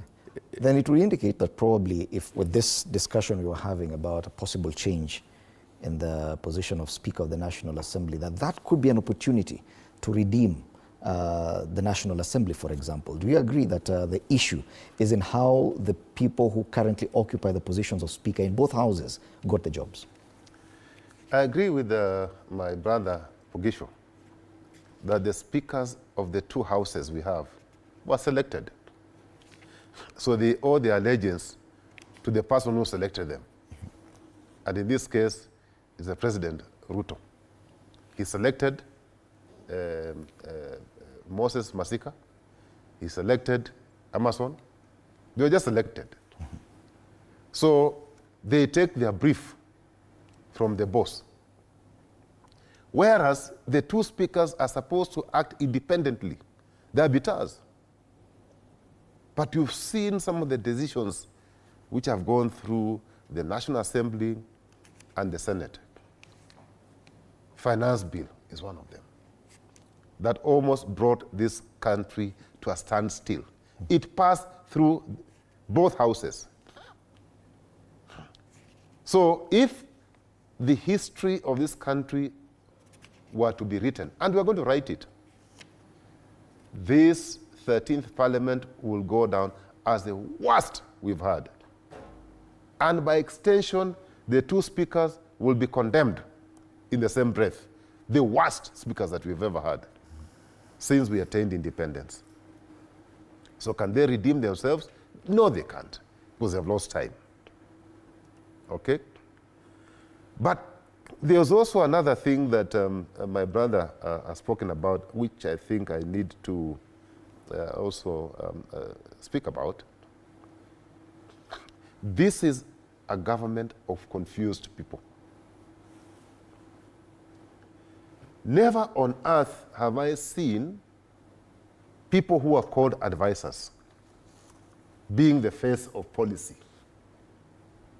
articulating policy. An advisor, even if you look at the Oxford Dictionary, is somebody who advises. He or she is a specialist in a particular area. So they would advise. And when you're advising, your back office, you sit in the back office, you advise the person who has appointed you, either on contract or whatever it is. You give specialized advice.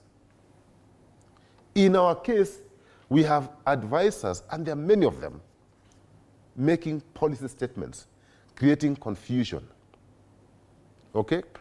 And I would have imagined that if we had government, if we were to rely on the civil service or public service that we've had all these years to run government, some of these mistakes that are happening will not occur. But there is a very thin line between the current Kenya Kwanza administration, between the executive and public service. The executive has taken over the role of public service. and therefore creating a lot of confusion. And one of the downfalls of President William Ruto will be this confusion that has been created by the so-called advisors, who, in my view, are busybodies adding absolutely no value to William Ruto's administration. But because William Ruto had to give some people jobs, he had to create offices. I wish if he, in his wisdom, thought that some of the advisors were so good, he should have appointed them in cabinet or appointed them as permanent principal secretaries. But because he had to give some characters some jobs, he created offices that don't mean anything, that are not helping him in terms of governing this country. So, time is running out, and the faster President Ruto realizes that time is ticking, and if he again appreciates the fact that Kenyans will not allow him to extend his term, and he should get out of slumber, let him get back to work so that he can move from a D+ to a C+. He has that opportunity. You ask whether he can be redeemed. The redemption will come from moving from a D+ to a C+. That is possible. But he can't move, in 2 years, but he can't move to an A. He can't. Okay. He cannot. How can he? We've seen the conduct of this National Assembly when it comes to matters that they find ranking highly in their agenda. But on an issue of national importance like the reconstitution of the IEBC, we still don't have a date. That is the kind of action we would need to see members coalescing around and probably fast-tracking in a week or in a matter of hours and ensuring there's IEBC. These things are open and they know and understand this. There are issues also around Adani and SHIF that many Kenyans should expect some intervention from members of parliament. Do you think in those two issues? Okay, I'm told we need to take a break. Let's take a short break. We'll be back to continue.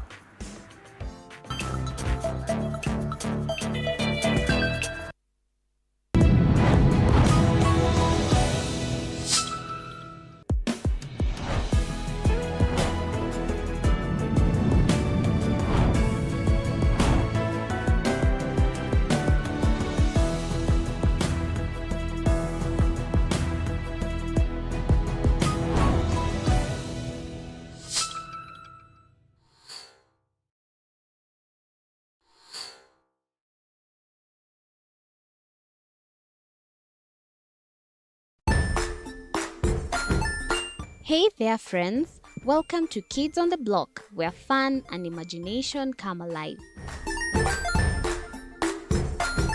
We dive into magical world filled with exciting adventures and awesome friends. What position were you in? I was number 2. What position were you? Number 1. He decided to cross the bridge by his house and look for food on the other side. We're going to do half cup of chocolate chips, and the other one, we're going to do half cup of the blueberries. So, grab your imagination hats and get ready to explore with us. Join us every Saturday at 9 a.m. for new friends, amazing stories, and tons of laughter.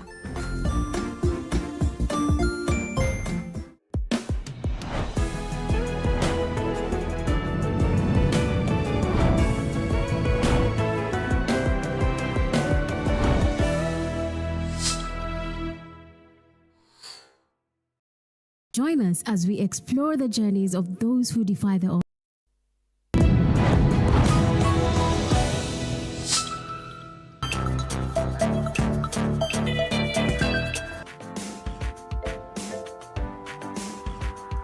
Welcome back to the final leg of our Morning Cafe today. This is still State of the Nation on TV 47. My name is Freddy Ndimuli. I'm still in studio with Philip Kisia and Samuel Pugisio. Just before the break, I'd asked you about the reconstitution of IEBC, which remains hanging.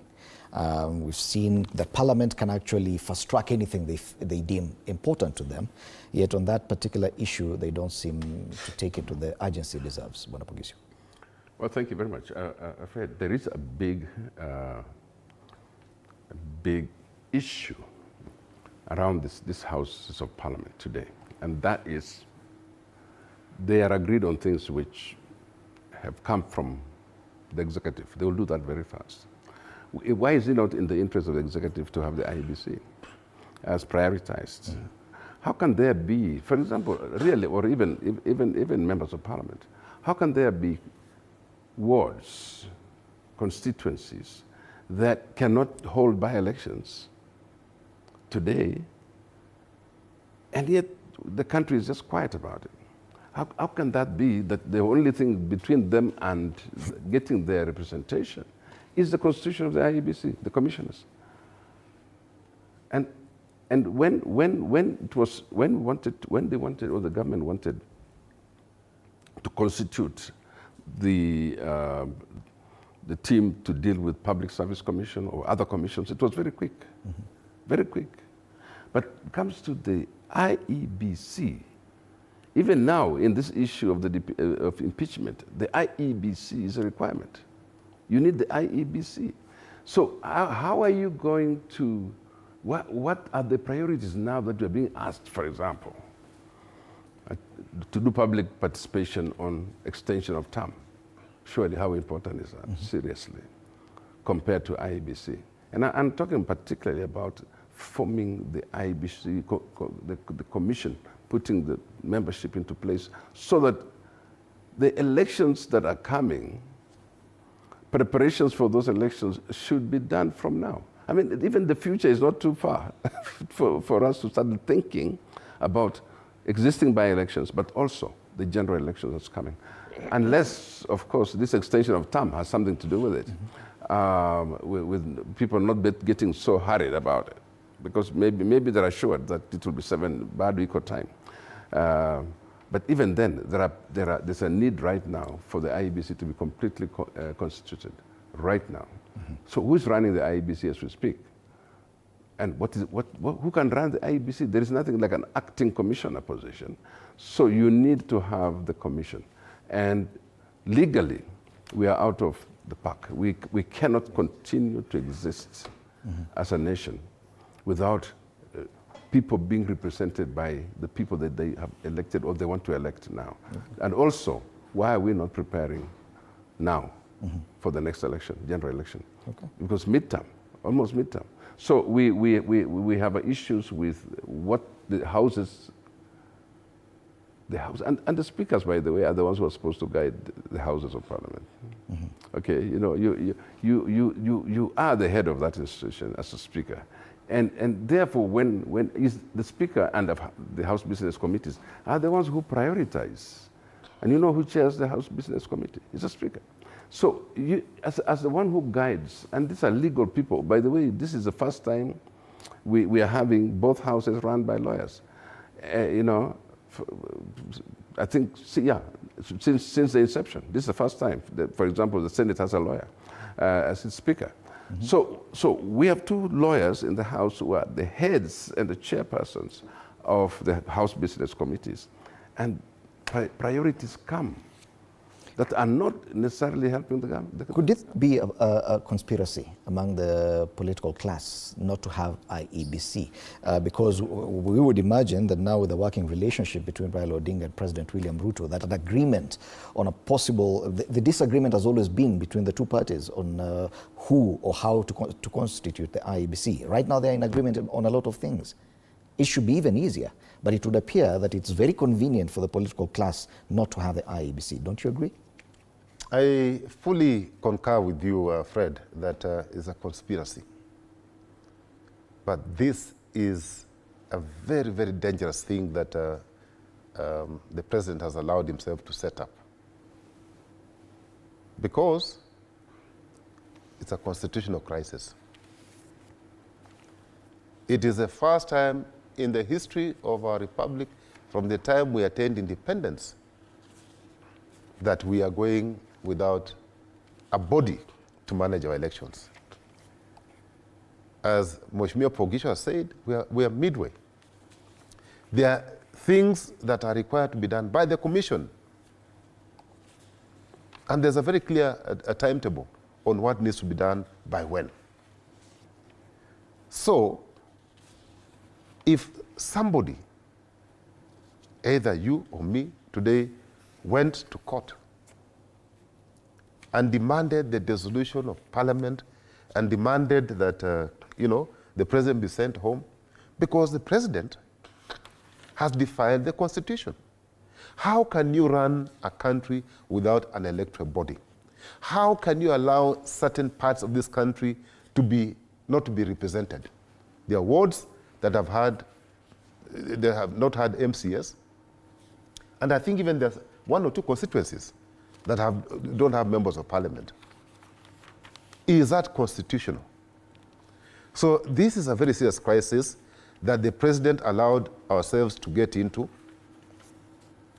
And if he was planning to put us in this crisis so that he can find a justification to extend the term limit, my advice to him is that it's a pipe dream, because there are other means to shorten his term, including the people taking back the power that they have given him, because he is operating under delegated authority.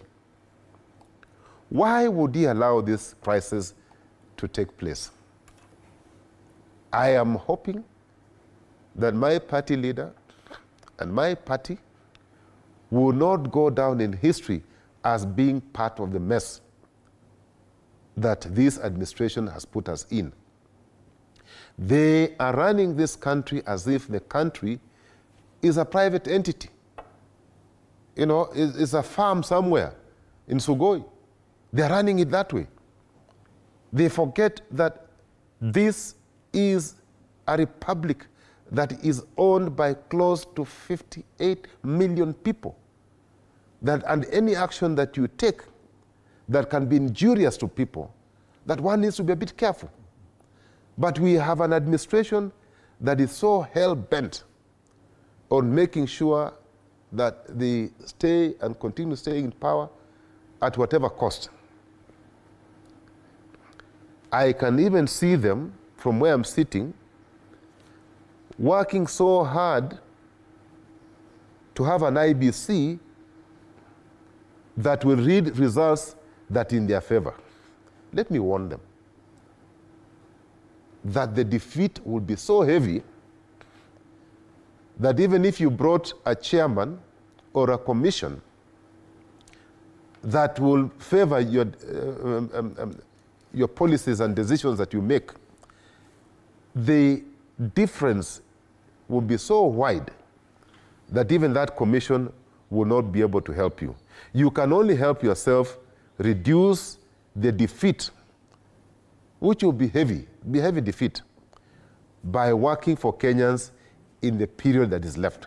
In the 2 or 2.5 years that are left, please get back to work and stop these play games. They're expensive, and they can be very, very expensive.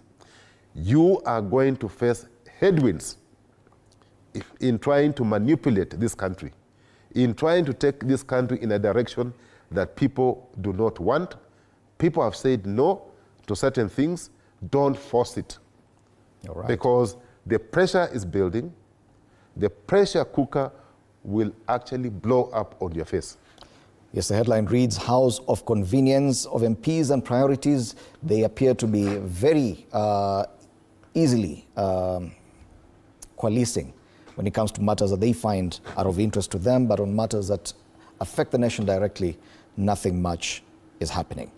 As we come to the close of our discussion today, we want us to tackle one more discussion, and this is about the housing levy.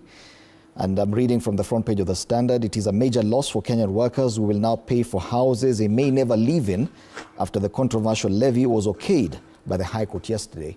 Our reporters also filed a story on the same. Let's watch that story. The government can now breathe a sigh of relief after the High Court okayed the housing levy.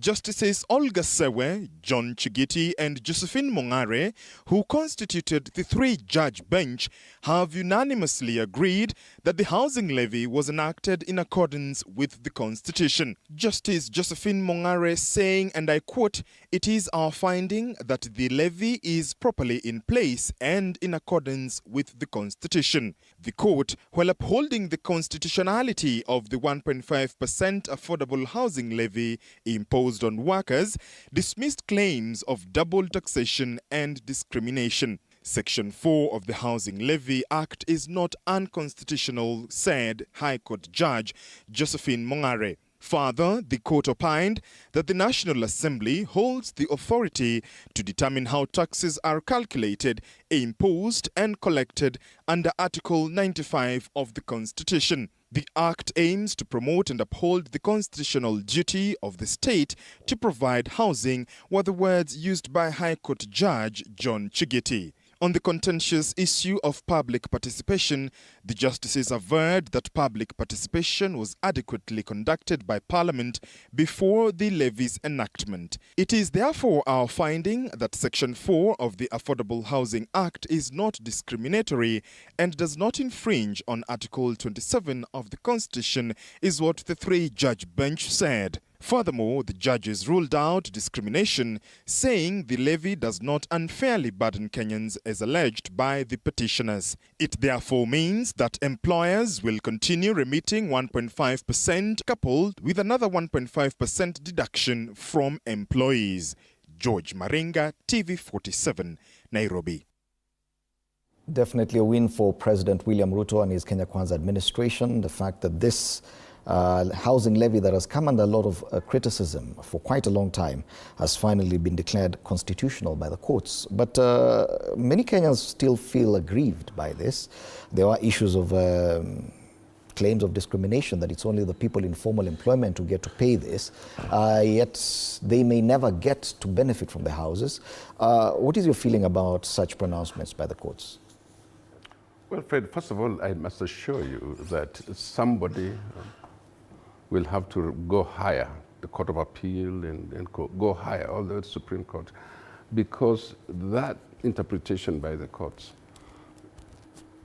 disenfranchises a lot of people, a lot of public servants, a lot of workers. And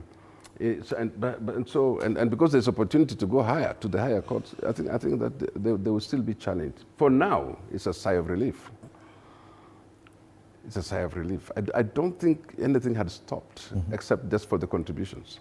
But it's a sigh of relief for the government, because that's exactly what they were pushing for. And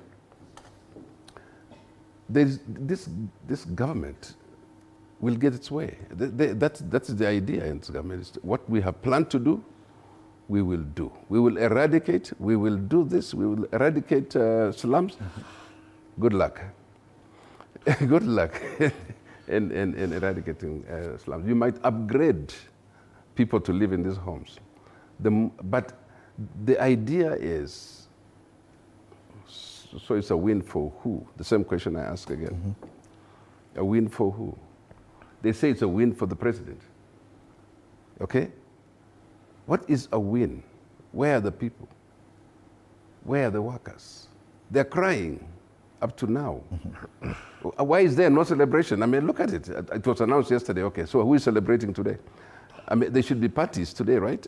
Who's celebrating that now we have a win? That is a big thing to guide a government. So the population, as we speak today, they're mourning. They're not celebrating. They're crying. Life is already so difficult for any worker today that any more deductions from your salary, when you've already started committing your salaries to other things, and then all of a sudden now,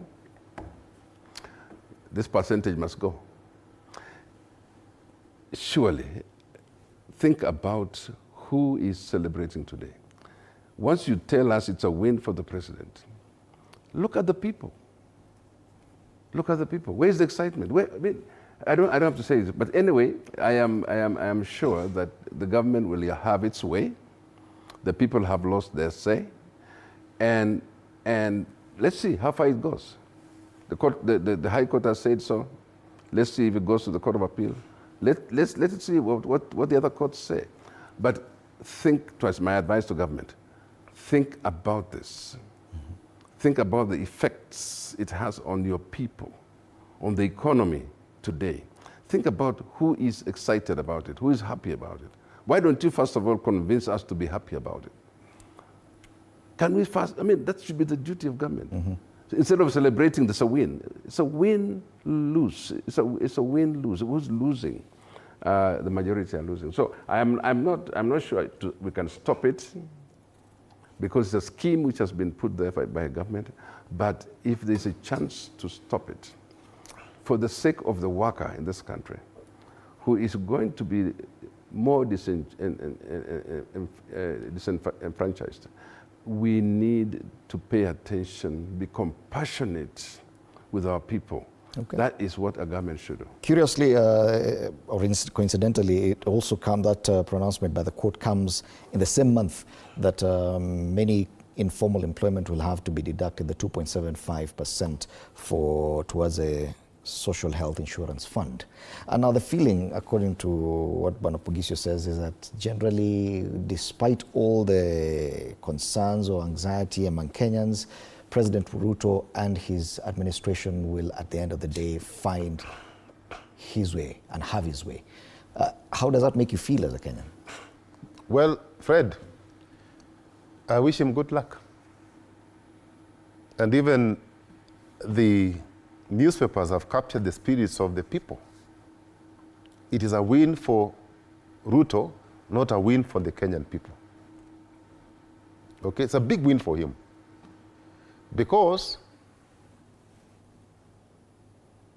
the people who have been supplying cement will now be back in full force to supply cement. The people who have been supplying steel will be back in full force to supply steel. We are told that the benefits of affordable housing is job creation. With all the pain that the people of Kenya, the workers of Kenya have gone through, this program has only been able, and even that figure is not verified, it's only been able to create about 100,000 jobs. But how many people are suffering through high taxation just to support 100,000 people? Are there not better ways of creating employment other than putting people through pain? Can they use better ways of raising taxes, raising revenue? Taxes in this country are extremely high. People can barely afford living. In fact, the people who are celebrating, my brother Pogisho said that Kenyans, there are few celebrating. The ones I said, the suppliers, Ruto himself, those guys are celebrating. The people in the Kenya Kwanza government who are,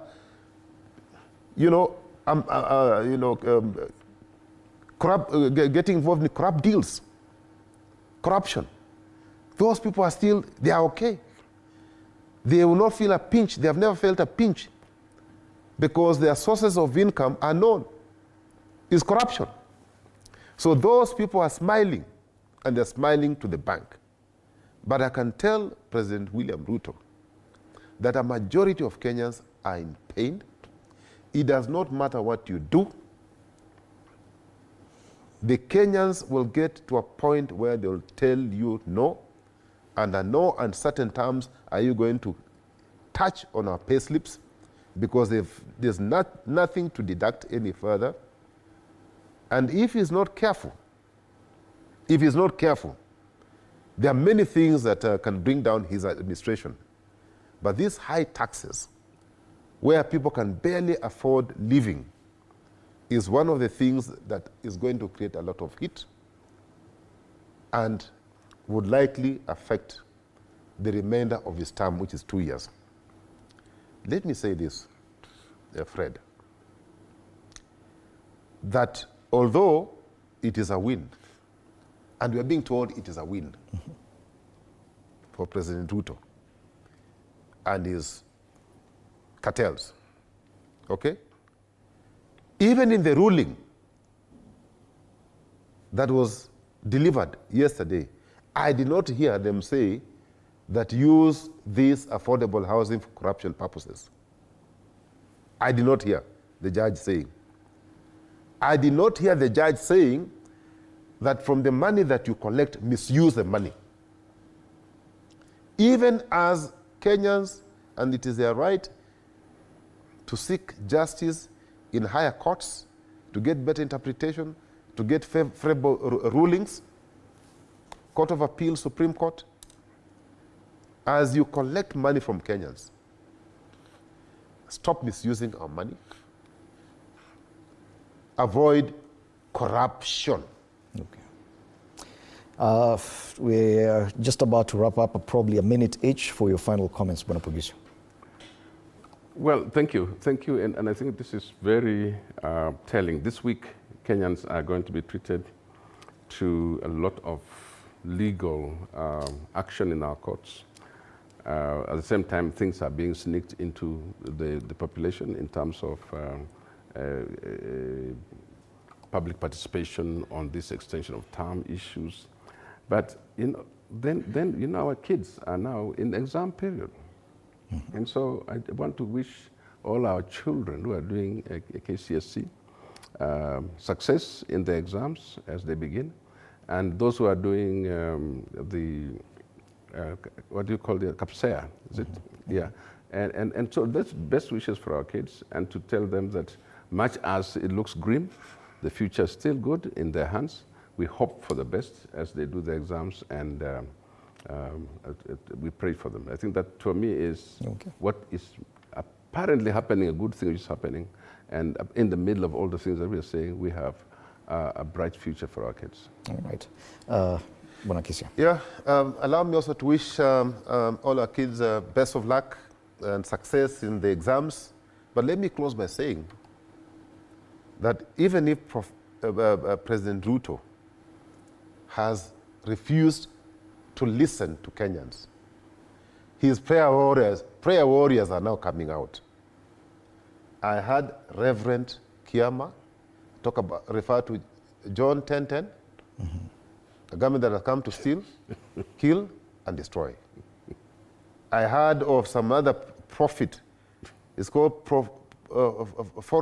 Phonesis or something. Again, talk about the same thing. Bishop Wanjiru is the one who started crying. Last weekend, Reverend Teresia spoke. So even if you can't listen to some of us, for heaven's sake, President Ruto, listen to the prayer warriors. They mean well for you. Right.